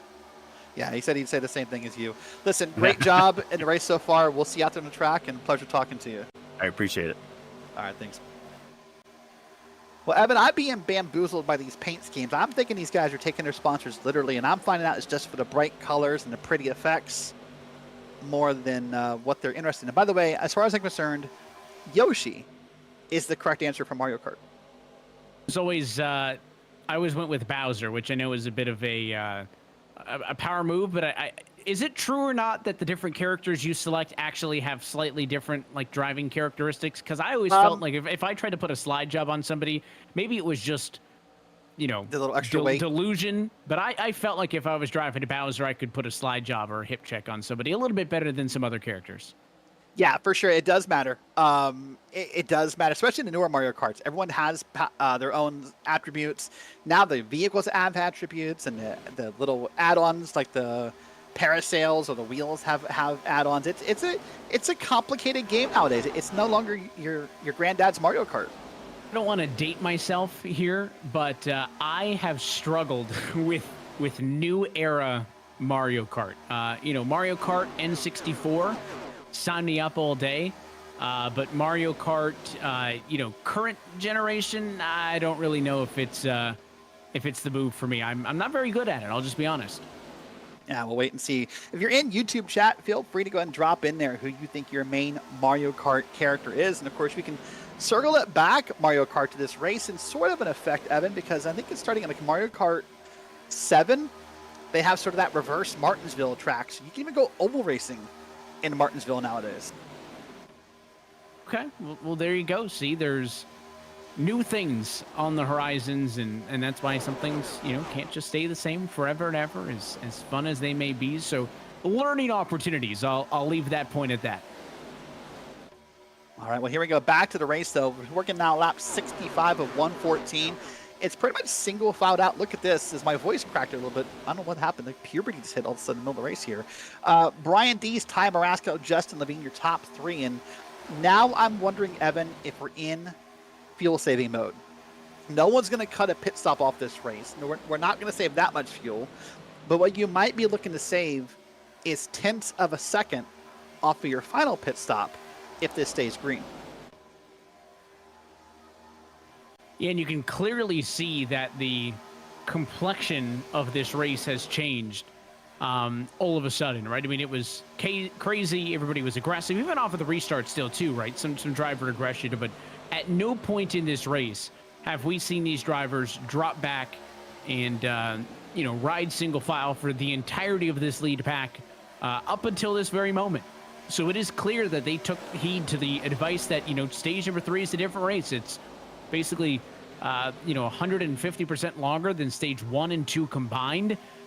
There are no guaranteed breaks. You got to worry about pit service. You want to get to the end of this race. So all of those warnings have been heeded, and it seems like these drivers now, in the midst of a long race and just past the halfway point, have decided, all right, it's time to maybe log some laps and let's try to get some distance in. Look at that commentator math, and it was correct commentator math, too. That's an accomplishment There that we some go. people don't realize. That we're not always good at that, but Evan Posocco breaking out the commentator math here. I didn't Look at even this use the beautiful Google shot. Chrome calculator that time. That was I thought you straight were going to from say the you didn't take noggin. your shoes off. I mean, I don't wear shoes while I broadcast, but that's a different story. Wow, I don't even have a response to that. That's the classic, Irish discussion for drivers: socks, shoes, or bare feet. But I've never had the commentator discussion. I mean, I don't know. I don't wear. I think it ties back to do you wear your shoes in your house? Let's be clear where we're going with this, because I'm a little concerned. Okay. When you start with I'm not wearing, I'm like, but go ahead. I'm sorry. Well, I'm not gonna, you know, we're not gonna ask our producer about preferences on what he does to get comfortable, because who knows what happens down in the dark producer room downstairs. But I'm not a shoes in the house person, so therefore I'm just not a shoes on air person. Now, you know, if we're doing a live broadcast and doing the Coke finales, I do wear shoes there because it's in a public setting. So it's not like a hard rule. Okay. I'll just share this. I'm a socks all day kind of guy. Like, from the moment I wake up to the moment till bed, minus like showering, socks 24/7. Interesting. I will also, if unless forced to, like today at the beach, it's it's frowned upon, but without those special circumstances, team socks all day as well. There you go. All right. Well, we're in That's a agreement good on take. that as well. Yeah, that's Yeah. a good take. All right. That's Well, here we go. Well, Brian listen, this is what you Dees. get when you got 300 miles at Talladega. is you're going to have some side stories, and appreciate the YouTube chat getting in on it as well. Yeah. Now, in fact, there's actually a poll in the YouTube chat you can vote on for sim racing: socks, shoes, or neither. So we'll I wait and gotta see join how the chat and get my that vote goes. in. So stand by. Fair enough. I'll cover the broadcast here. And again, we're still single file. Ty Marasco now, Justin Levine right behind Brian Dees. And it's Timothy Babcock in fourth and on back. And this is single filed out. I think everyone has kind of realized what Evan was talking about, that this is a long, long race. There's no need to be aggressive now. Now we're going to go from lap 69 to 114. And that's our next quote-unquote break, which is the end of the race here. So you're going to see some beautiful camera shots from right around the iRacing cameras. And this is going to be with Daniel Rupak. And look at that. You see that the throttle's bouncing up and down. That green line, that's the throttle inputs from this car. So that's what Evan talked about, remember, on this last restart, was watch the throttle inputs and see what people were doing. You can see he's doing just enough to stay in the draft here. It's fun because some drivers, you see, he's kind of pumping the throttle. This will be a niche reference, but it's a little bit of like Dennis Anderson throttle rhythm, on and off. Some drivers will try to kind of split that difference. If I'm on the gas, off the gas, on the gas, off the gas, some drivers will kind of just try to give it 50% throttle and try to find it somewhere in the middle there. So we'll call this poor man's SMT data, is our little bit of an insight there into what's going on throttle trace wise with the driver. It's also important, Rupik's an interesting person to look at here because he's in a bit of a tricky spot. He is the last car in this lead draft. The challenge there is he can't lose the draft of the cars in front of him. And we got pit stops. The cars behind him are in Tanner Marr, Brian Zimmerman, Chris Legg, and Larry Bell coming to pit road at 44 laps to go. So these should be nothing more. We'll wait and see how long these stops are, but I suspect we'll see these be possibly sub 10 seconds again. Let's watch them here. Nope. Everyone now above 10 seconds. This must be a full tank of gas. 11.8 seconds. 13.3 for Tanner Marr. 11.9 for Chris Legg. So there we go. That's what a full pit stop looks like when they're out of gas. They've now run them dead dry since the last caution break. Well, there's Justin Levine now. He is leading this race while pit stops are going. There's Ty Marasco, and he's now down with a group of cars as well. This is going to be Brian Dees, Marasco, Corey Sherman, Philip Van Vliet down here. So you're right in the middle of pit stops. Now, if you're on pit stops right now, the best thing you can do, Evan, is hold your breath and pray to whatever deity you believe in that a caution doesn't come out. Yeah, this is a critical time for this thing to be able to play itself out. And all those cars who just pitted and blend themselves back up and onto the racetrack are now going to be on the inside of the racetrack. The leaders who have yet to pit going to draft by them. This may actually benefit the cars who just pitted. If they can get together and get the draft off of these leaders, they could benefit themselves, but it's going to be a quick response. The leaders respond to the pit service from the drivers in the secondary pack. It's going to be at least 3 of them down and in for service. It is Levine, Kleinschmidt, and Babcock in, and basically everybody else in the lead pack follows suit. This is the one that's a little scary. This is the one that's a little less organized, and this is where a mistake can happen on pit road, whether it be you speed to get around someone, whether you actually make contact with someone, or you kind of lose that focus when you're too wide down pit road. It's a scary thing here. And here is a 2-car breakaway for now. This is Ty Marasco in the 1, and he is going around there with the number 17 car. And what they're hoping for is to find a bigger group as these pit stops happen. Because a 2-car tandem, this isn't the mid-2000s, that's not going to win at Talladega. Now, you saw on your camera on the bottom right, those are cars coming off the pit road. They will not be up to speed, I don't think, in time. So these two will pass them by. I think that's Levine and others down on the bottom. I do. I think the cars up top are going to be going too fast when they get around Levine here. Well, let's see as the moment of truth arrives. They're going to come off of the corner, try to get back up to speed, and this pit cycle, which is going to come to a close in a snap, is going to see a drag race down the back straightaway. D's with the number 1 of Marasco, trying to get around the cars who just blended out, but they can't get there in time. They were not in sync enough, and because of that, they will have to tuck in line behind, and the winner on the pit cycle going to be the leader before it all kicked off, and Justin Levine's 5 car stays atop the scoring pylon. Yeah, in fact, the 17 made it an active decision there to kind of check and get in the back of this pack. I thought the 17 could have probably have carried the momentum and got up and around Levine and others, but he made a decision there for himself and Marasco to kind of stay in line right there. But here is another one of those Taco Bell machines, part of the 1-sim team. And he's going to get sucked up by this draft. And let's see what's going to happen. This is for P7, I believe, on track. That is Austin Edstrom in that Taco Bell machine. And he's doing okay. I thought for sure that draft was going to kind of get around him faster.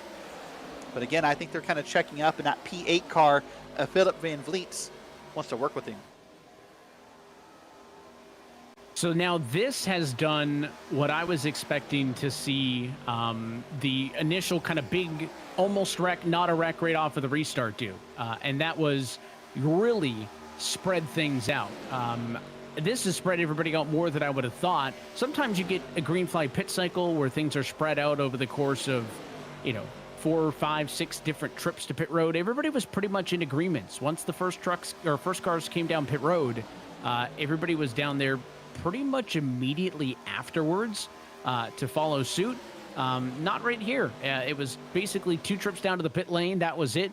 And they are really spread out. You're looking at those top 5 cars, 4 cars make it. Top 5 right there on the screen. And then a 4-second back. Sherman's kind of in no man's land. And then this battle here for P7, 9+ seconds is a huge amount of time lost on a single pit stop.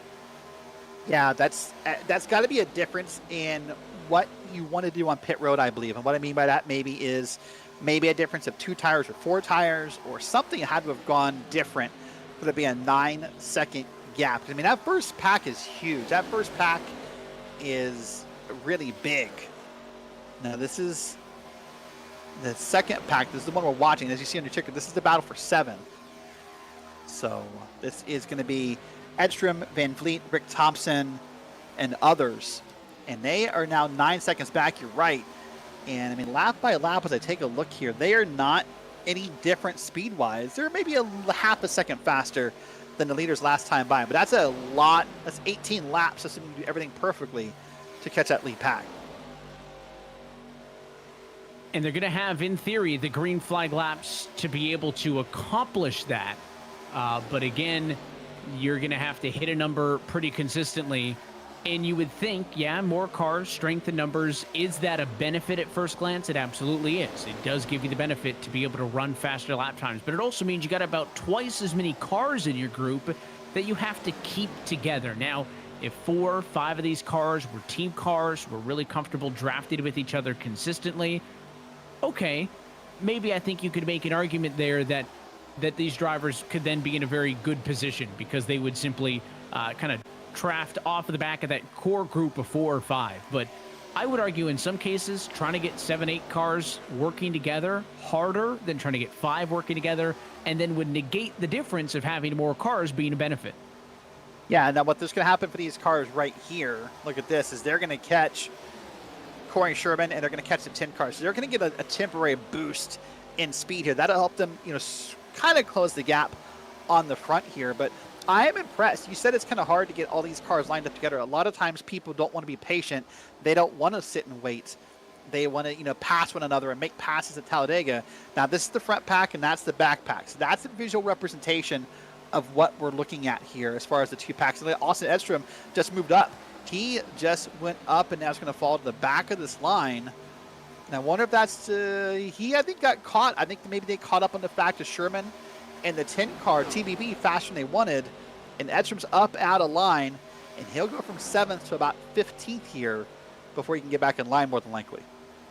You're trying to find a spot to find himself in line. Now that the cars are clear on the bottom, he'll make the left-hand turn, try to duck in line. Now the challenge will be, is he going to be able to find himself a home at the tail end of this group? Speeds look pretty promising, and he will end up at the back. In fact, you can tell how much lifting is having to happen at the back of that group, because he tucked back in line, and about 6 seconds later, he was there. So really, really impressive stuff for the 87. That works out very well for Edstrom. Again, that no man's land does translate into about a 7-position drop. But now that he's in this group, he's just a part of the guys. And now you take a look at the split between these two different factions on the racetrack. So what these two factions represent, by the way, is a marriage, Evan, which is not something we talk about very often in iRacing. You see the leader of the top pack, that's Corey Sherman in the 3 car. Then you look in your bottom right, you see the 8 car. That's Amanda Sherman. There she is in the back of those 3 cars. This is a husband and wife tandem who both obviously do iRacing. So it's not something we talk about all that often. Now, I suspect one's a 3 car, one's the 8 car. I'm suspecting there's a little bit of Earnhardt fanboy in this family. I think that is a safe assumption based on what we're seeing there on the racetrack. And yeah, you mentioned, I mean, I've seen a couple of sibling pairings, a couple of father-son pairings on the sim, but I don't know how many husband-wife duos there are out there. So super cool to see that. And they are both doing a good job in this race in terms of leading their respective packs. Corey Sherman, of course, in the number 6 position. Amanda Sherman with a little bit of work to do. She's in P25, but is in an important position because the number 8 machine is still on the lead lap, and that's critical if you want to, become a contender in this race later on. When are we going to get Mr. and Mrs. Evan Posocco on the track together? So the only iRacing that Maya has enjoyed doing is I give her the Pontiac Solstice at Charlotte, and she just kind of drives around in the infield, and it's just vibes. It's kind of like watching somebody play GTA. There's no traffic rules. There's no designated area. She's done laps at Daytona, Talladega, but she likes the Solstice. That's her thing. So if anyone's doing a Pontiac Solstice demo, let me know, and I might be able to talk her into it. I made a mistake of putting my partner in an LMP2 at the Glen one day.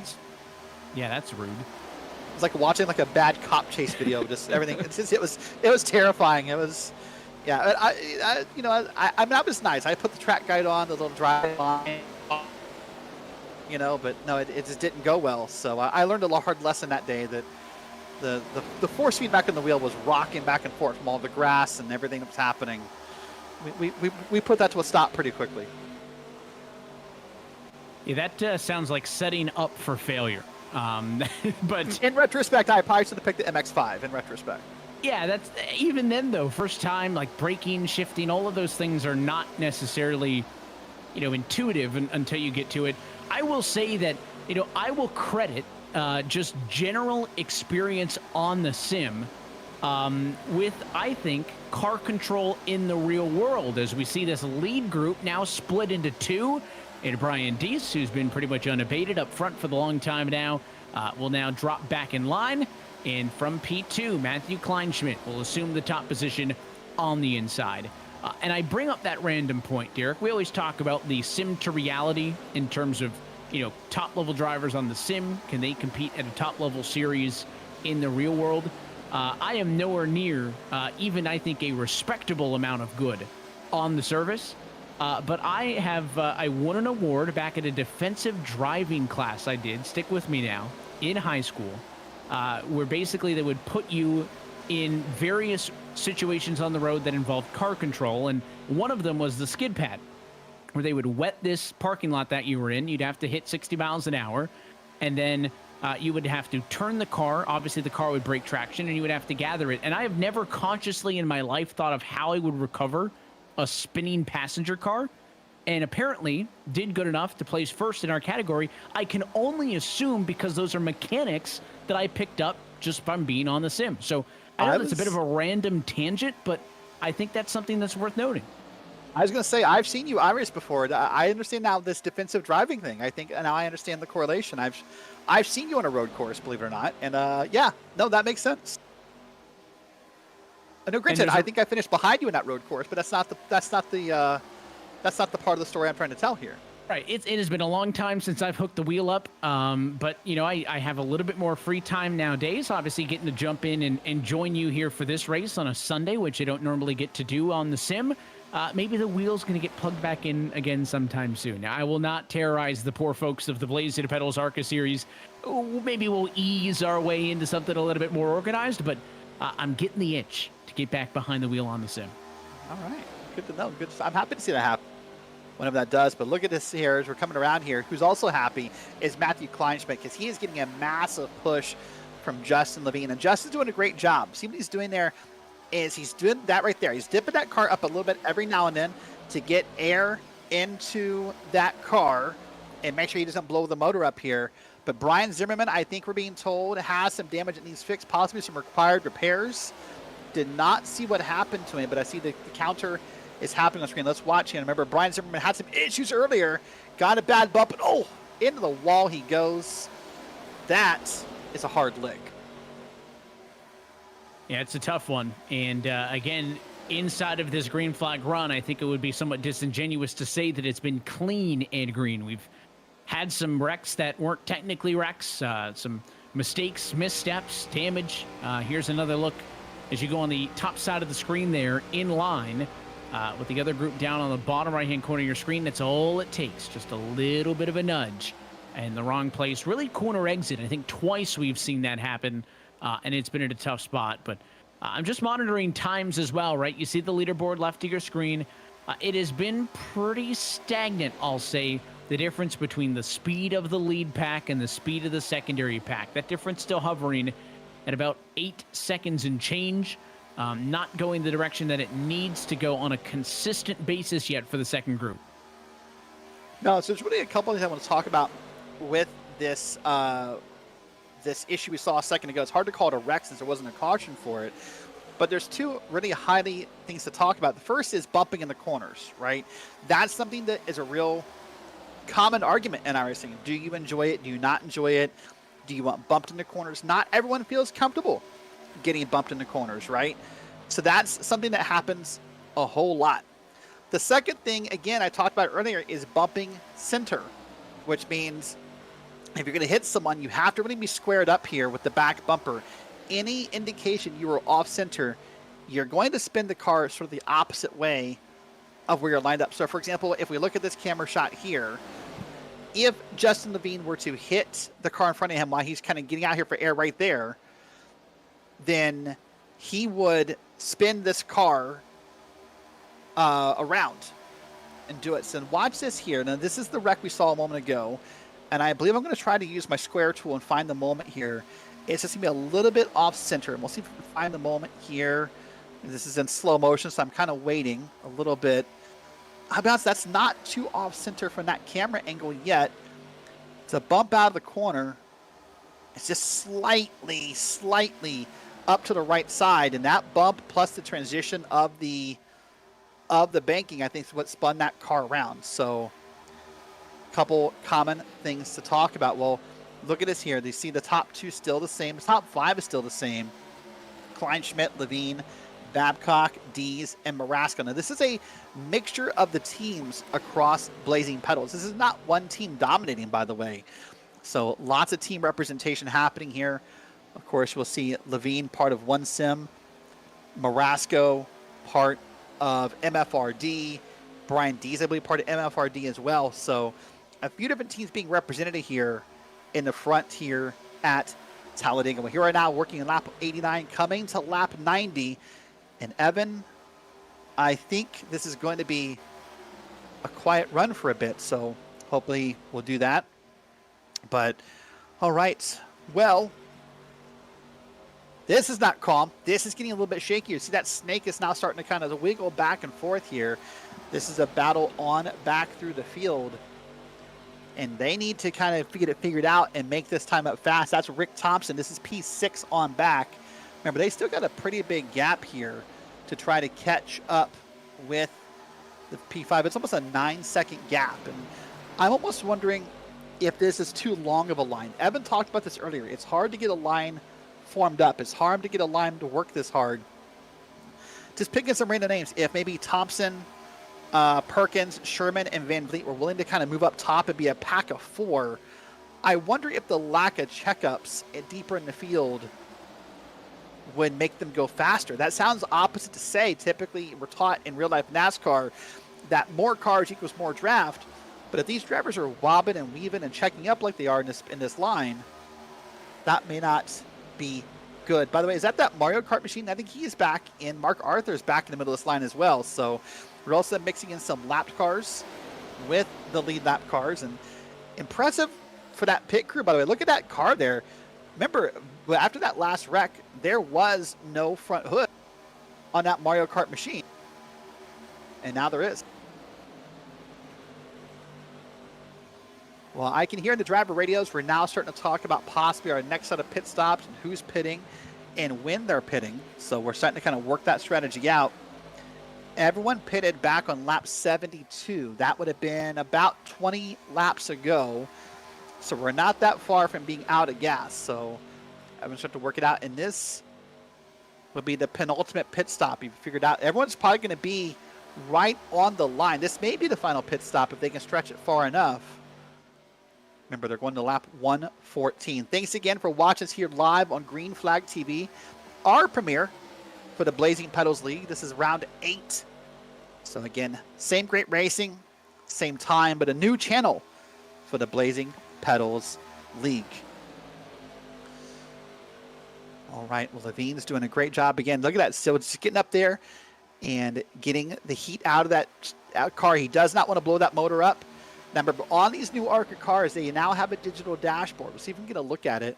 That digital jack will tell Justin Levine his RPMs at all times. So compared to the old ARCA cars that had all the different gauges, it's now pretty obvious where your RPMs are. Look at that. That's a new form of a digital dash on these ARCA cars. So let's see here if we can get a look at it. Let's see if we can get a right here on the telestrator. This is his RPMs at all times. So I do not believe it changes colors for him on the shifting, on the shifting indicators, but he should know where it is based on his sound here. And there's some other gauges on the bottom that will tell him some other information, possibly his temperature and other things. Well, Evan, pit stops are starting. It's James Efam, Chris Legou, Tanner Marr, and Larry Bell, the first 4 down pit road here. And a difference in the pit stops, Tanner Marr, 12 seconds, much longer than his friends there. Going to go much longer on pit road for the driver of the 4 machine. He, again, fuel only. So at this point, this is, I think, all coming down to numbers in terms of how much time they think they need to spend in the box in order to get to the end of this race on fuel.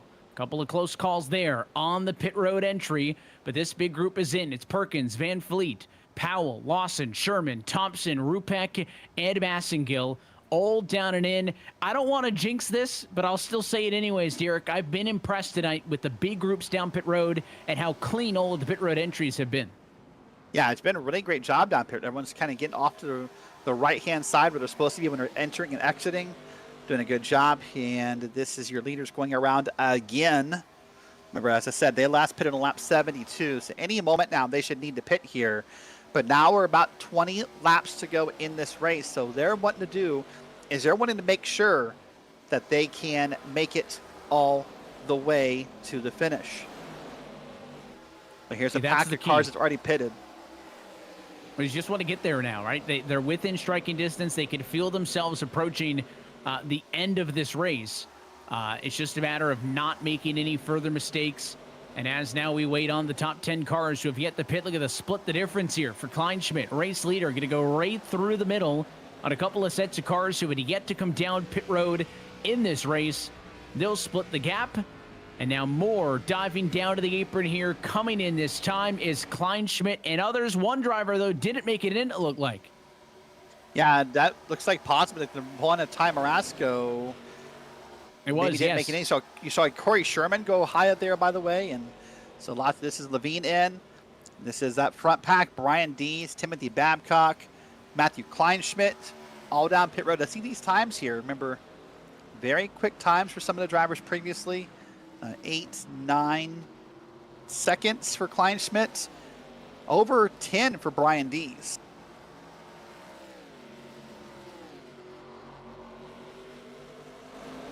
Dees, again, a couple extra seconds there. Is that going to make a difference in terms of where he blends back out on the racetrack? It does. These three cars together, who do you not see?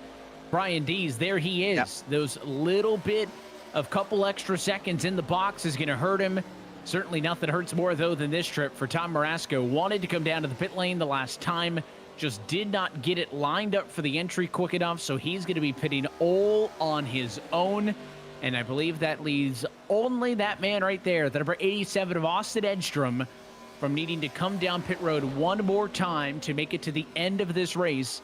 Now that we are inside of the final 20 laps in Talladega, maybe trying to run this out, catch a yellow, get a little bit of strategy, because he is all on his own, drafted off of a couple of cars that are technically tail end of the lead lap in Tanner Marr and Larry Bell. So interesting thought here. If you look at these three cars right here, this is Kleinschmidt, this is Levine right here, and then of course they have Timothy Babcock in the middle. These are all teammates on One Sim Motorsports. So I have to think, in a way, they may be a little sad that Brian Dees did not keep up, or that Brian Dees didn't come back out with them. But in a way, these three guys are teammates, and Brian Dees is not. Brian Dees is part of MFRD. So I'm thinking in their mind, hey, listen, we're thinking about team championship. An average of 1 and 3 is probably going to win us that point for the week. So let's not drag him along. You know, we're not going to wait up for him, right? They weren't going to abandon him if he was there with them, but they're not going to make any extra concerted efforts to maybe slow down and let Brian Dees back in this draft. And there is some strategy and some gamesmanship in all of this.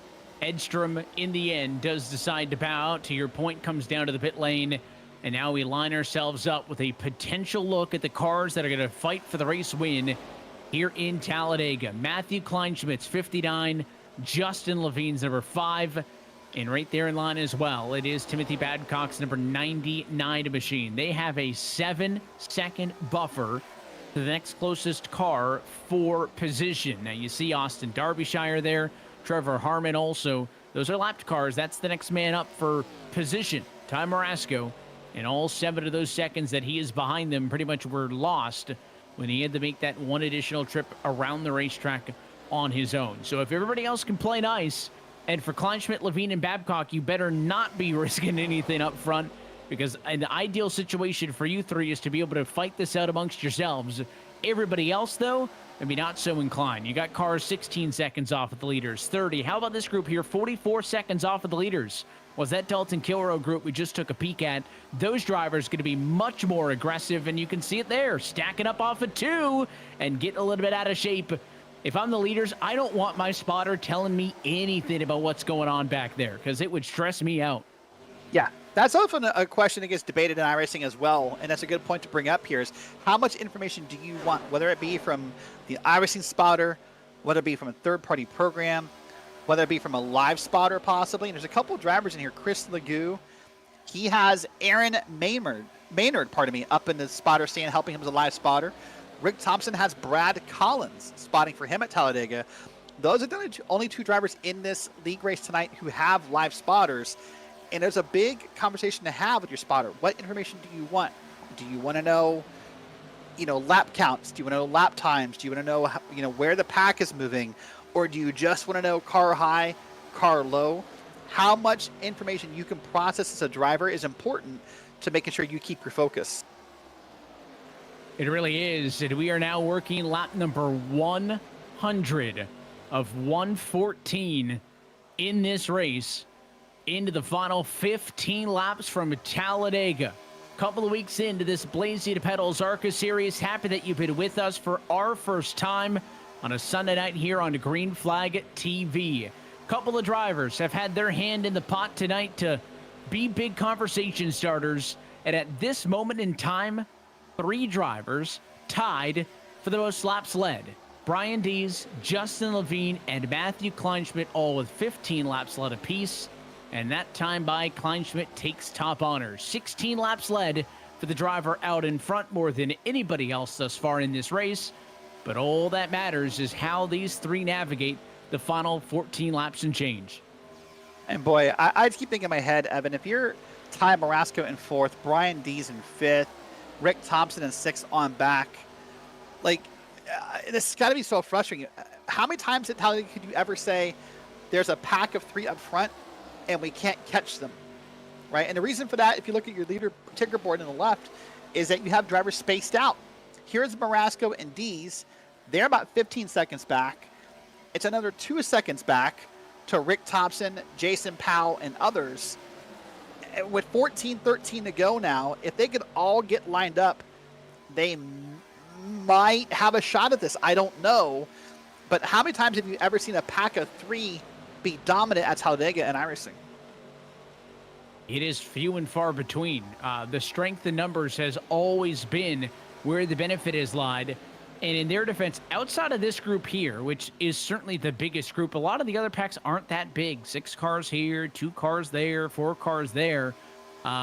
This group is not going to make up 16 seconds to the race leaders, even though there's more of them. Back when they were 7 seconds off of the leaders, okay, maybe a fighting chance. But as they run now, the only thing that can take these top 3 cars out of, pure dominance in this race is a yellow, or if they have some sort of issue amongst the 3 of them. So what they would want is for this. They want everybody else to continue to ride single file. At some point, though, in the next few laps, all of these different groups are going to realize, hey, the next pack is 6 seconds up the road, or those leaders are 16 seconds ahead of us. We can't catch them. What are we running single file for, right, Derrick? They're going to start fighting with each other. That's when the risk of an accident goes up.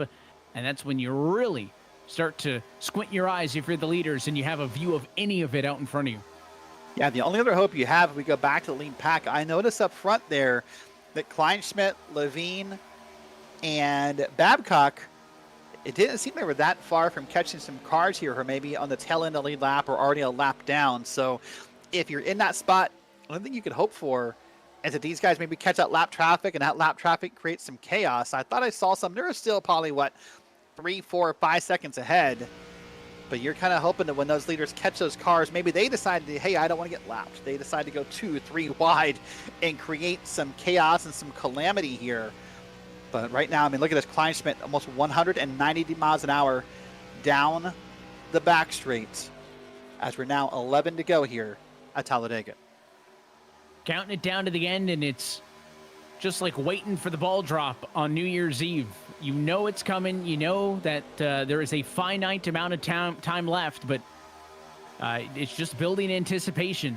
And in this case, if you're Justin Levine, I think you're in the best seat in the house now, right? I think Kleinschmidt's a bit of a sitting duck here. And I think for Levine, you have the opportunity to make a move. But if you're not already friends with Timothy Babcock, or you're not teammates, now's when I would start trying to make friends. I'd be sending my crew chief to chat with him, because Levine could make a move to Kleinschmidt for the race win. And if nobody goes with him, doesn't matter. He's going to need Babcock's help if he wants to win this. Back a couple of spots, 2 groups combine into one. Rick Thompson, the third pack, has caught Marasco and Dees. They'll just go to the outside. They have the speed in their favor. And I don't know if this is ever going to single file back down now. I think this is kind of the battle that the leaders were worried about, as these lanes have gone 2 by 2. Clear speed advantage to Thompson and friends on the outside. But again, now this pack has doubled in size, essentially, make it 10 cars strong. And now they're going to be fighting just like this to the end of the race. Leader of this pack, you're going to be walking out with a P4 finish. You could finish as worst as 12th. So there's a lot to fight for amongst these 10. Well, this is that nervous moment I get. Remember, you talked about a moment ago, people are going to get tired of single file. They're going to start racing. They're going to start getting aggressive. This is likely where that comes from. As I said, this is 4th on through 12th. This is Rick Thompson back through Austin Edstrom in this pack here. And the more they get side by side, the more likelihood it is we have for something to accidentally happen. But they singled out pretty quickly, minus a couple cars really wiggling around here on the back straight. So this appears to be good I think, yep, we're going to the one car up top. That's the 85. He's going to come down the line. That's Brad Lawson. And all seems to be good here for the moment with 9 to go. By the way, a common talk is happening now. Remember I said those leaders are working on catching those cars in the end of the lead lap. Those cars are trying to talk about how to fend off the leaders and how to stay on the lead lap. But lap by lap, Kleinschmidt's getting closer and closer to Colby Jackson, Colton Kilrow, and other. Hold on, big wreck here. We're being told in the second group. There it is. This should put the caution out. No yellow yet. Yellow. Rupek's on pit or on the apron. It's off the racing surface. Fred Thompson. Thompson, though, is going to pull onto the racetrack to get going again. There's the caution. And if I'm the leaders, I am not a fan of the 46 of Fred Thompson. The yellow did not come out for the wreck, but instead the 46 spun out, trying to get back going. And that is an unfortunate way, if you're those top three, for this thing to fall apart. Let's watch it all unfold. There's the wreck. 2-3 cars involved. Again, it's a fair argument, Derrick. The yellow should come out there. But there is no caution until watch the 46. Yeah, that's something right there, right? That's a danger to everyone on the track. So at this point, the icing caution will definitely come out. Now, I agree with you. If you're the leaders, if you're Kleinschmidt, Levine, Babcock, you're not a fan. If you're Rick Thompson on back, maybe you're not a fan of the move, but you're a fan of the fact that this has all been equalized here with just a few laps to go. I don't know if our poor man's SMT, I'm going to call it, lets us get throttle trace on a replay. Oh, man, Austin Edstrom, I don't know. Yeah, it's a big hit there. Again, caution could have easily come out there, right? Car damage on the racetrack. So there's two parts, right? I mean, one, it should have been a yellow probably. Yeah, it probably should have been a yellow. But as the leaders, you really don't want somebody going up there and just pinning it full throttle and doing a donut on the racetrack, the reason to cause your yellow. So well, and the reason you don't want, of course, is all the what ifs. What if someone was coming around and didn't know he was doing a donut, right? What if you're the leader not knowing it? Yeah. Right. You know, you don't want your race ruined because of that. Well, here comes the leaders. Wow. So those are two of the top three who had been set to cruise control to the end of this race decide to come down pit road.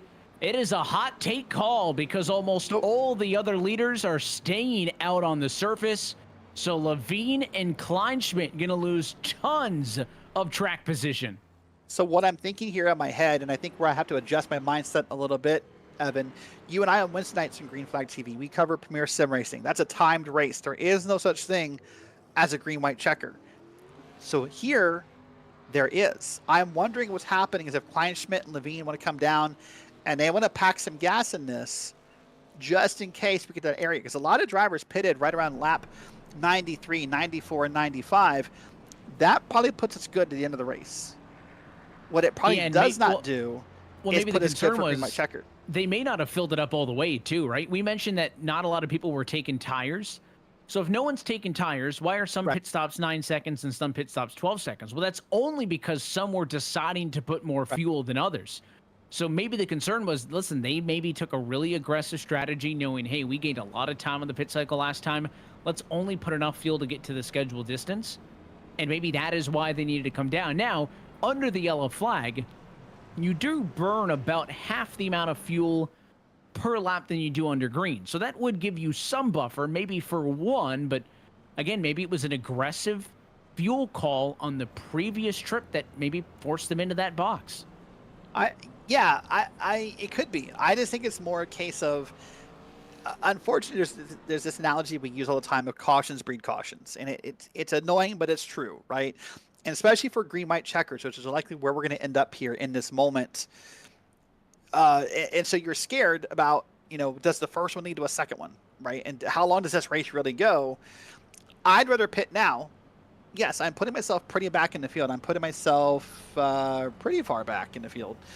But what I'm hoping is if those cautions continue, that I can therefore advance forward when other people start to run out of gas. So this may be one of those prepare for the future kind of moments. But if we stay green here, it might not work out. Now, I said this before about Justin Levine. I remember he pitted right before the first stage ended, about 5 laps early, and he found a 3 wide line and just went right to the front. I don't think he can pull that same move again from P16. I think too many people are going to be aggressive here, but I don't know. We'll wait and find out. But I mean, we're going to go green here with what, 4 to go at the line. It's going to be 4 laps to go the next time by, which basically guarantees that any yellow would push us into overtime. And if we get to that point, we'll talk about overtime rules and more when the race forces us to do so. But at least now, trying to finish inside of regulation again for all the different things that have happened in this race. The stages, remember the thrilling stage 2 finish? That was about 70 laps ago in this race. 2 cycles of green flag pit stops, some wrecks that weren't wrecks, some close calls, some mistakes on pit road, and a questionable yellow has led us all to this point where none of all of those things that I just described matters anymore. Because the only thing that matters is this is now a 4-lap race at Talladega. I don't care that there were 33 cars on the grid at the start of the race. All that matters is there's 21 of them on the lead lap right now that have a chance to win this race. And we saw things get pretty crazy coming to the end of stage 2. That third lane was a factor. I have a feeling that the end of this race is going to make that stage 2 finish look tame, Derrick. It's going to be a race to see who can get, I think, to that third lane first. And we've seen some big blocks. We might be due for some silly ones. Yeah, that's what happens. People are going to get aggressive. People want to win here. I mean, people want to win in every race. But as a kid, when you think about that dream of being the athlete you wanted to be, you think about winning at Talladega. You think about winning at Daytona. These are the big moments you're always proud of. And so right now, there's a bunch of drivers who want to fulfill that dream. Could it be for the final time in this race? Timothy Babcock in the number 99 machine, leading his first few laps of the afternoon, is going to be in control of the field. Green flag flies. 4 laps to go in Talladega. Huge jump for the 99 car. He goes high. He wants the push from Thompson in from Sherman. 3 cars up top. Now they want to go to the inside. Thompson drops down. Babcock follows. No help for Corey Sherman, though. The 3 car going to lose ground up top. All right, well, I said there'd be a third lane forming, and there it is. It's already up top, and drivers are trying to move up top now and see what lane works the best. But here we go now, still 4 to go. There's 1, 2, 3, 4 cars in the top lane, and they are trying to move somewhere, but it's not working just yet, Evan. Hold on, wrecking. Trouble, it's the 85 car. Lawson in front of the field. He comes back up. Caution flag is out. And that'll do it for our attempt at getting this one done inside of scheduled distance. Yep, so this is the first of 3 green-white checker attempts. Boy, oh boy, it just looked like from that first angle we had live, Evan, that the 85 got uncomfortable, tried to get back in line, and just was not clear. Watch here, the 85. Oh boy, maybe I can't tell from that angle, but yeah, there's a big wreck behind him. But some cars up top were not clear, trying to get back down, and just went bad. Yeah, that was 3 wide, turned 4 wide, and I don't know if either driver knew it was 4 wide. I think that Lawson is following the middle lane, and from the outside lane, the 33 of John Perkins comes down. There is width there, no doubt, but watch, Perkins is going to come down, and then all of a sudden it's going to put them into a 4 wide scenario there. The 85 is just kind of following his lane there. Yep. Did he yield to the 33? No, but I don't really think he was expecting a car to come down and put 2 cars in the middle lane there. Just those cars both ended up in the spot that each other were trying to go for. Yeah, and of course this track has those lane markers. They don't have to follow them, but they're great guidelines for a driver. And both cars, the 85 and the 33, were sort of in that same lane marker, right inside that middle lane. And so that's just what happens. Unfortunate. It's what happens at the end of Dega races. People get impatient. Watch this here. This is what I'm talking about. See, they're both going to end up in that same lane, and then this goes really bad from there. We had a chance of maybe hanging on to it, but once that 33 machine got snapped back up the hill, there was not a chance that we were going to be able to get away with that when the 58 came back up. 88 as well going to get some damage. That's James Efa, who's had a bit of a quiet night since we talked about him last, and this one is going to put us beyond the scheduled distance. And you talked about overtime in 3 attempts. Let's walk you through the procedure if you are not familiar with it. So we are going to try to finish this race under green, white, checker conditions. We will come around to take 2 laps to go in this race. And if a yellow flag comes out before we get to the white flag, we'll throw the yellow. And of course, we'll re-rack it and try it again for a maximum of 3 attempts. If you get to the white flag, it is no holds bar. There are no virtual safety trucks that have to get dispatched to the scene of an accident. There is no overtime stripe on the back straightaway. You get to the white flag, we know that at speed, the green, and then the checkered flag the next time around, we'll decide it. Well, there's a question in my mind, and it's this question right here. Look at this square I put on the screen here. Laps since last pit. I told you before we went green last time, I thought Levine and others had done the right thing by pitting before the checkers began. Look at the top of the board. There's some drivers up here: Rick Thompson, Jason Powell, Philip Van Vliet. They might be good for this green-white checker, Evan. But I'm telling you, if another one breaks out, I think they don't have the gas. I think they have to come down and pit and give up their spot. Yeah, interesting to see as those things have cycled through with Levine 9th and Kleinschmidt in the number 11 position. Again, all the other numbers, basically, if you stayed out, you stayed out. There's some variance, a couple laps here, a couple laps there. But again, all of the green flag pit windows were pretty concise, that the differences here to there are going to be pretty marginal. Ty Marasco has only been out there for 16 laps compared to Rick Thompson's 19, Tanner Marr's 20. So again, there is a 4-lap discrepancy, but I don't think that's as simple to say, okay, he's got 4 laps more or less fuel. Because again, I think a lot of drivers were playing games with how many gallons of fuel they actually put into those cars when they were down pit road. Do the lights go off this time by, and we will double them up? Yes, they do. We'll be looking to go green the next time by. All right, well, let's take a look and see how it's going to line up here. It's going to be Rick Thompson, your leader. He'll have Jason Powell on the outside, Marasco and Van Vliet in that second row, Mike Massengill and Tanner Marr in the 4th row. Amanda Sherman, by the way, back here. Look at this. She is back in, P7? Not too long ago, we did that side-by-side of the Shermans, and she was way back in the field, so she's benefited from the yellows. And by the way, look at that P8. That's her husband. They're basically inside-outside. What a story would be to see a husband-wife combo push each other to a win at a super speedway. It would be a really interesting one. They are going to line up on different lanes from each other, so how can they find one another? Also, Timothy Babcock in the Bernani 9 machine, one of the drivers who we were just talking strategy-wise, had stayed out, is a black flag to serve, pitting too late, it sounds like. So Babcock going to be forced to pit under green flag conditions.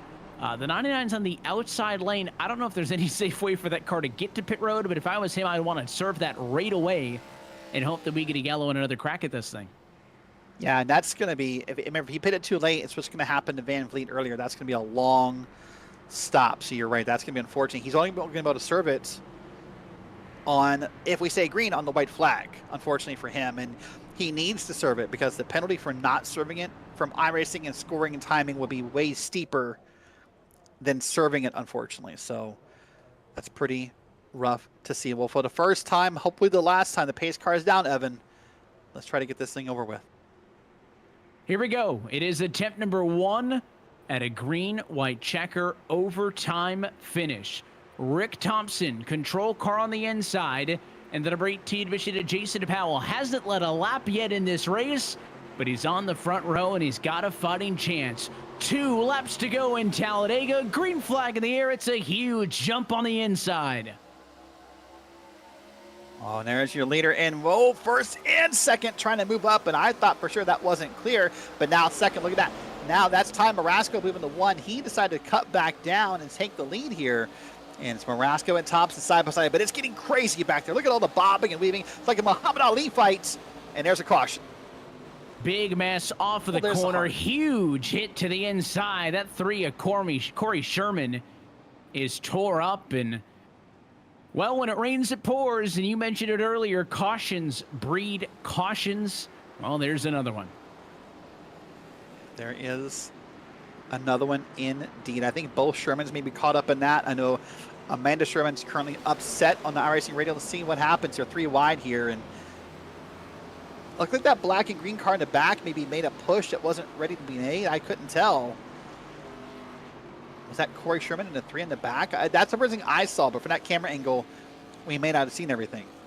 It's another one of those, I think, lane and a half scenarios, right? The 5, everybody was kind of out of shape. There was the checkup both on the inside and the outside, and all of a sudden everybody staggered, right? Watch the checkup from the 89 on the outside row. It's going to happen in the corner, right? Race leaders make some moves, check up, but all of a sudden, right here, no one's really in a lane, right? We're all kind of all over the place. Oh, yeah, you're right. Trying to find a spot. The 3 feels like, hey, I'm under the car in front. I don't know if he ever actually was.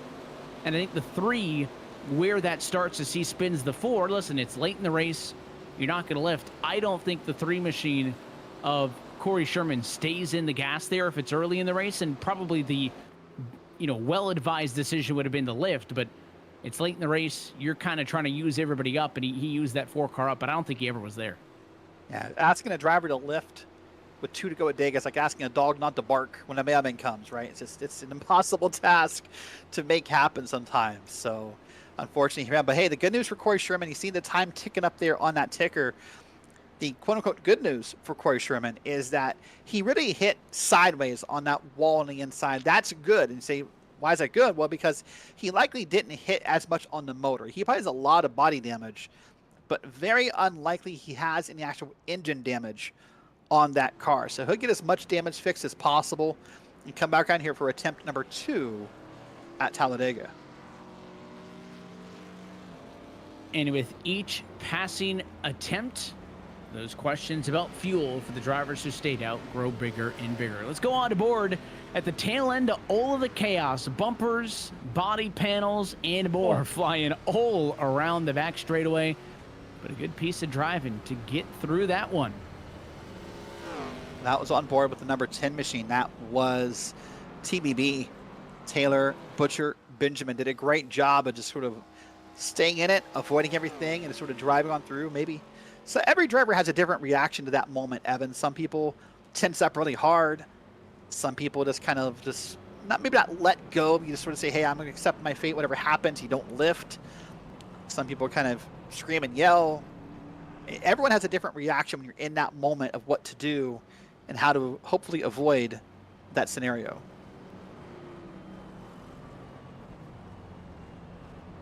Just watching the Justin Levine's, Austin Derbyshires of the world, drivers who pitted when the yellow flag came out that pushed us into overtime, worked their way up the running order. Levine is in the number 6 spot now. Derbyshire in 8th. Dalton Kilrow up to a number 10 position. Chris Legge even further up. Tanner Marr. So, again, would I like to have the job security, we'll call it, of, I know I've got fuel to go to the end, sure. But the risk of having come down pit road and getting rid of the track position that you had kind of gets lessened with each passing yellow. Cars are wrecking out of this race. You're getting some opportunities to be able to make passes for position on the racetrack. And, Levine's only going to be from row 3. That's very well within his wheelhouse, I would say. Yeah, I remember he's 6th now. I believe he was, 16th? Yeah. After those first pit stops. So he's already gained 10 spots since then. So he's got to be happy. And right now, I think with what the moves we've seen Levine make earlier in this race, if you're somewhere in 5th on up, or Van Vliet, Massengill, Powell, Marasco, or Thompson, you've got to be on alert. You've got to know. You have to keep an eyeball on that mirror and see where Levine and others are moving, because they've been trendsetters in this race. They've wanted to do their own thing. They're not here to follow the leader.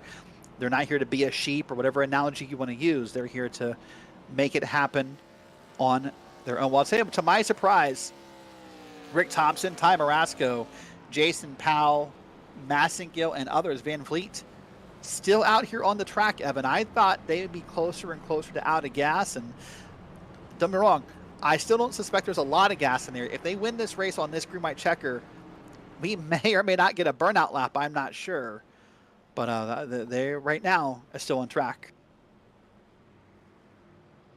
Drivers hoping that this does not get pushed to attempt number 3 of 3.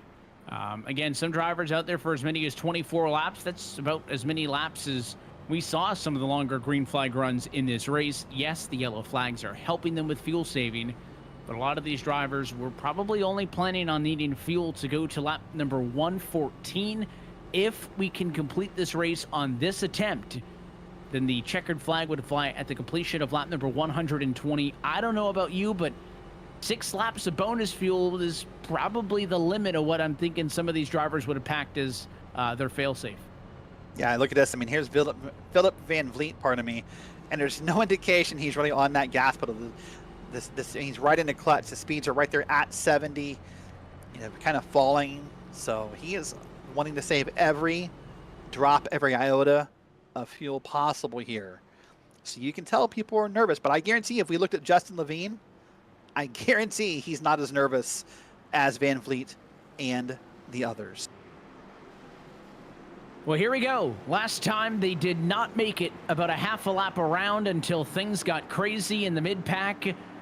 How do things unfold for attempt number 2 at a green-white checker restart? Thompson and Marasco on the front row. Powell, Massengill, and Levine inside of the top 5. Still 17 cars on the lead lap in this race. Green flag flies. Both cars leading each lane with a big restart advantage. Thompson out in front. No support. Can the one find the hole? No, he can't. Marasco forces the issue. He'll get spun down to the apron. He's off of the racing surface. No yellow. We stay green. Up front, here comes Justin Levine looking to the outside for the race lead. There it is. He's going to make the move on the outside. He's got a little bit of pushing help. And that was a third lane forming as well. That is, I think, the 64 up top. They're going to try to make it move and move it back down to the middle. And they're going to put Levine under pressure here. Remember, we're not back to the line.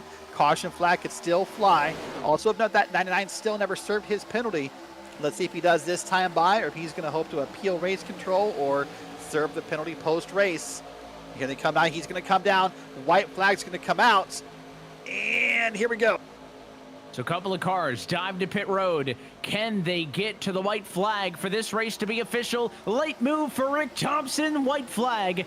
This race is official. The 5, Levine, no drafted help. He'll drop to 5th, 6th, maybe worse. Leader in 1 and 2. Thompson on the inside. Here comes Van Vliet up top. And we talked about Rick Thompson earlier being retired from the United States Air Force. Lives in Utah, and he might win this race because there's a big wreck. That's going to kill the draft behind him. 1, 2, 3, 4, 5, 6, 7 cars behind him. And there's only a couple cars left.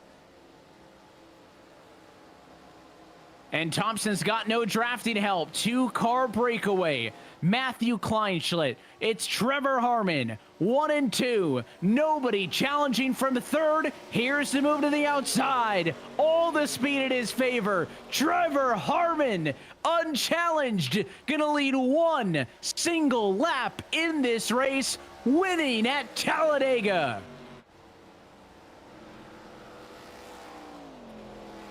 Wow.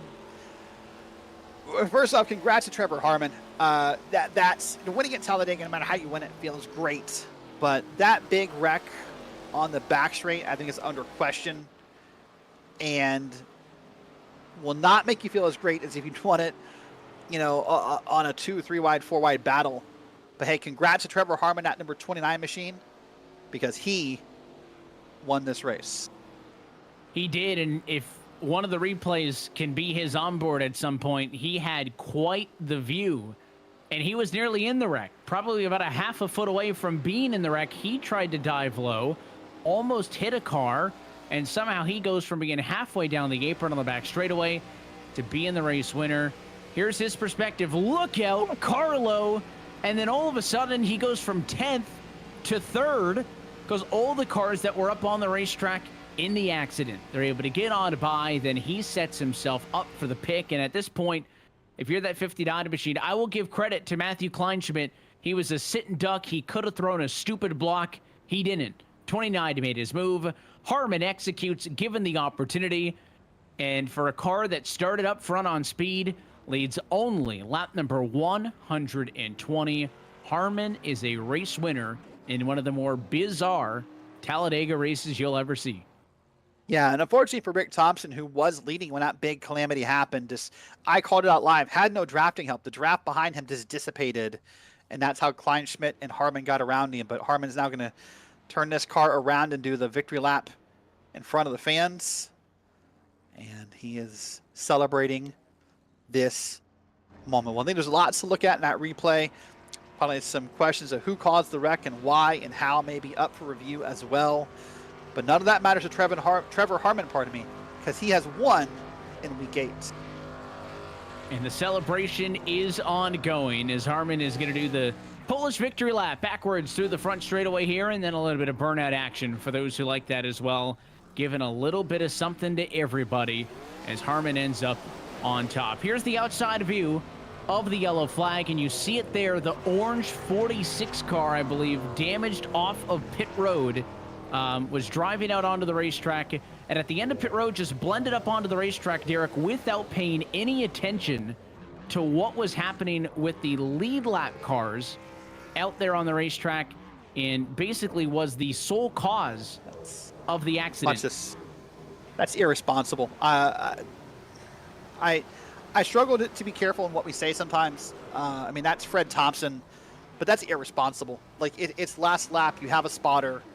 I don't have better words for it. Well, and also remember the caution flag that put us in overtime.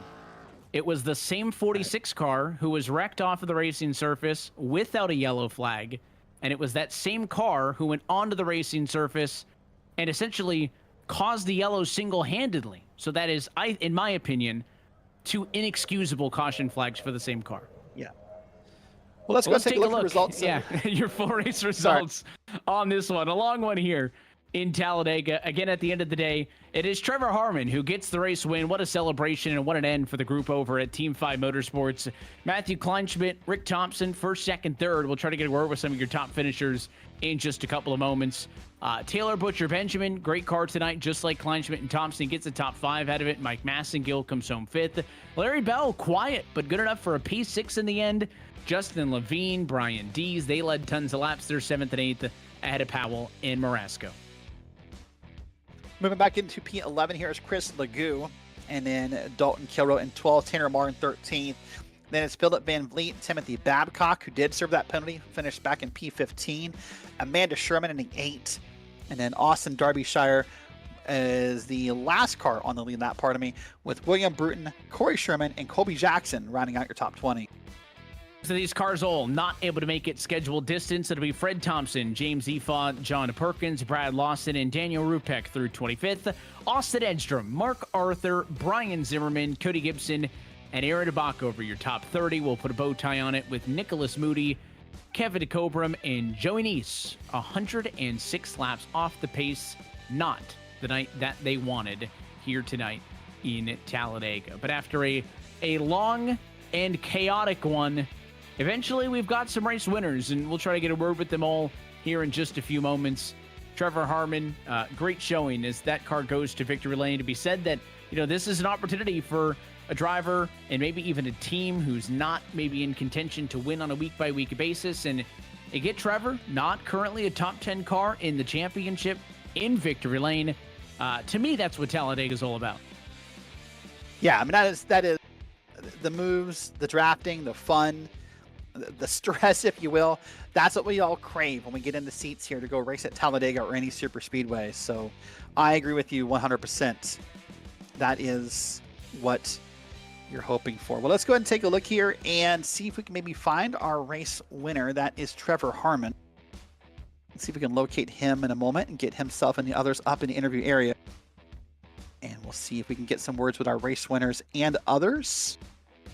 Let's go ahead and move Trevor Harmon up here. And Evan, I believe you've now caught up with the driver of the 29 machine. That's right. We're down here in Talladega victory lane. Trevor Harmon, the race winner in the end. Trevor, you got a copy? Yes, sir, I do.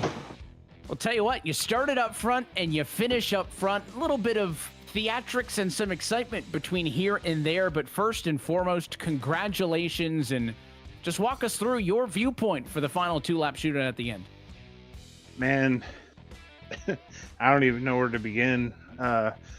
We started up front, got kind of held up with a wreck that didn't happen, and ended up going to the back, went a lap down, got our lap back, and there at the end, I don't know, I just tried to keep my head on the swivel. I'd seen the car come up, and I was like, this is probably not going to end well, so I dipped down low, and it worked out for me.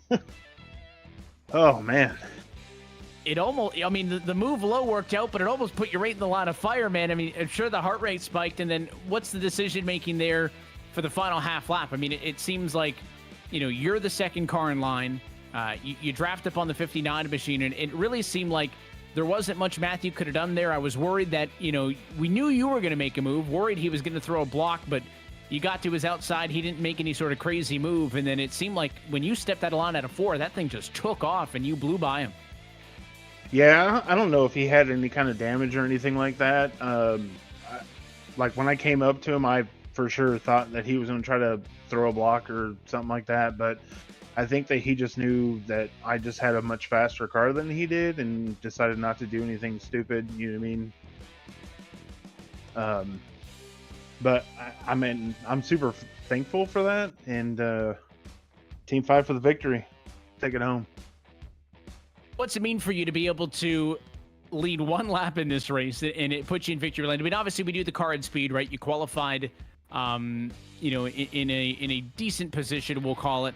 You know, in the number 2 spot, you're up front, but we all know that, you know, track position can only mean so much in a long race like this. To be able to put the race together, to stay clean, to avoid the chaos, and to get a race win at Talladega, what's that mean for you? I mean, it's huge. Everybody knows that super speedways is all a matter of survival. You know what I mean? It's avoiding the big one and putting yourself in the right positions. And sometimes you think that you put yourself in the right position, but you don't necessarily do it. And right there, I just one of the things that I always kind of tell people is look more than 2 cars in front of you. And I always like to look way ahead of me, which kind of prevailed there at the end. But I mean, the biggest thing out of this is my first win here at BPL. I've been with him for quite a few years, and I'm excited. Well, we'll let you get to celebrating. Before we do, though, Trevor, anybody want to say hi to what we got you on there?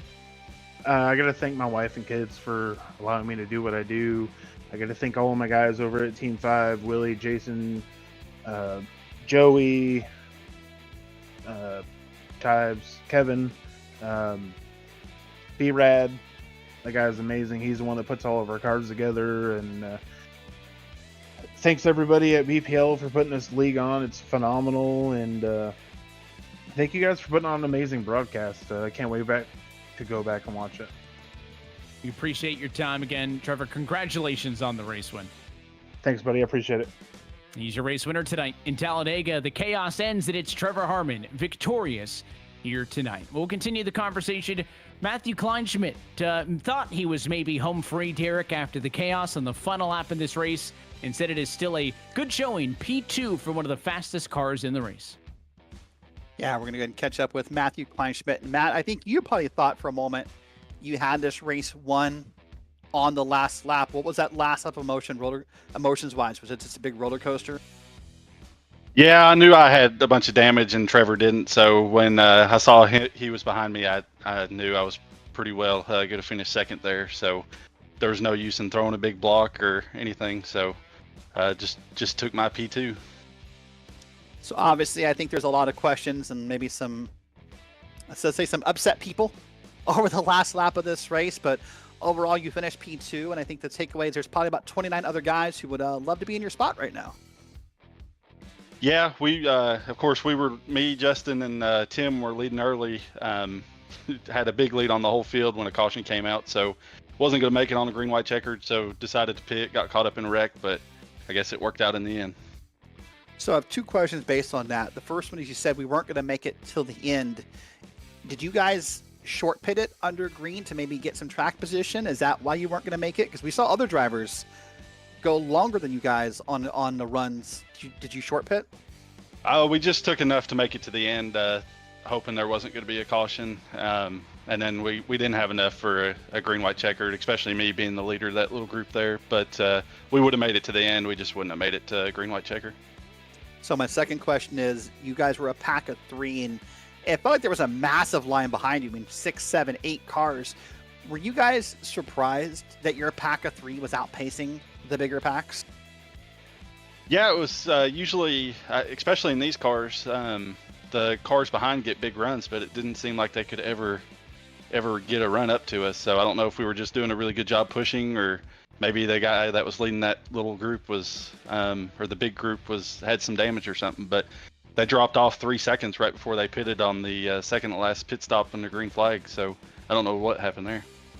All right, well, listen, obviously not the win you wanted, but a P2 is still a solid run. Congrats on the run. Anyone you want to give a shout out to or say thank you to?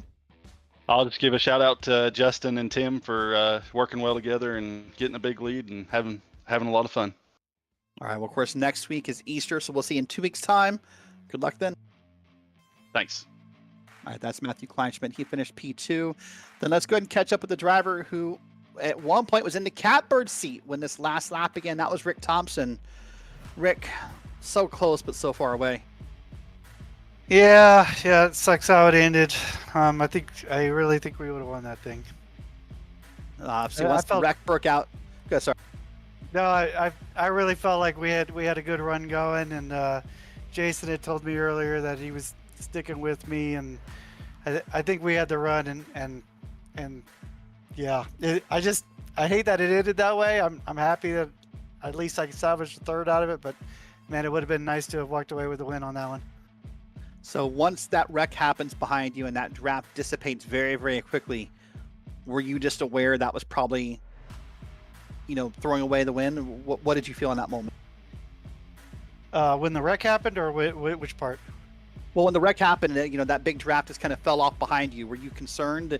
Did you think you could still maybe get a run to the end and be in the lead, or what was your thoughts? No, I knew I wasn't going to have the lead. Honestly, I was just trying to salvage whatever position I could get at that point, because I think one of my tires was even pointing in the wrong direction after it all happened. So I was literally just like, get to the line as quick as I can and salvage as best position as I could. But it took out so many cars that I was able to somehow come home third, which, I mean, I'm still shocked at that, to be honest with you. Yeah, I mean, shocked in a good way, right? There's still a bunch of people who would love to be in your spot. Well, I've got to give you compliments here. Some drivers submitted some different profile pictures and information for our first broadcast here on Green Flag TV. This profile pic you have with you in the fire suit, talk about that. Where did that come from? I'm assuming you do some form of real life racing? Yeah, I've done some stuff in the past. So it's more, I'm just really good with Photoshop is really what it is. Oh, see, I thought you'd actually won the fire suit. Now I'm finding out you guys are really got me today. I found out people, was it Mark Arthur doesn't play a Mario Kart on his car? You don't actually wear the fire suit. I'm going to really get an investigator out of you guys and figure out what's real and what's not around here. You guys are good at this.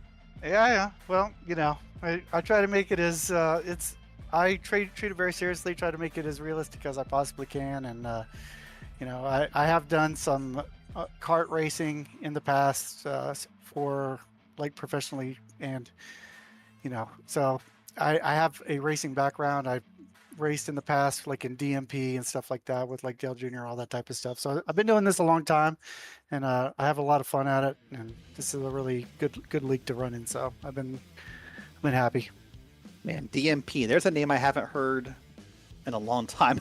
That sparks some good memories of the earlier days of sim racing. Well, Rick, I'm going to give you an A for the finish tonight, P3. I'm going to give you an A+ on the Photoshop skills.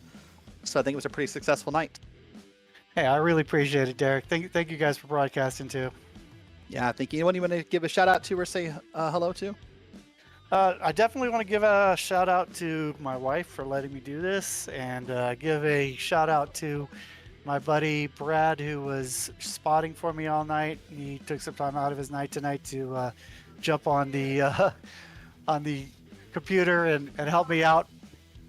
And I really appreciate him taking that time out to help me out. He was talking me through the whole thing, and yeah, like I said, and I also want to thank Jason for all the pushes at the end there.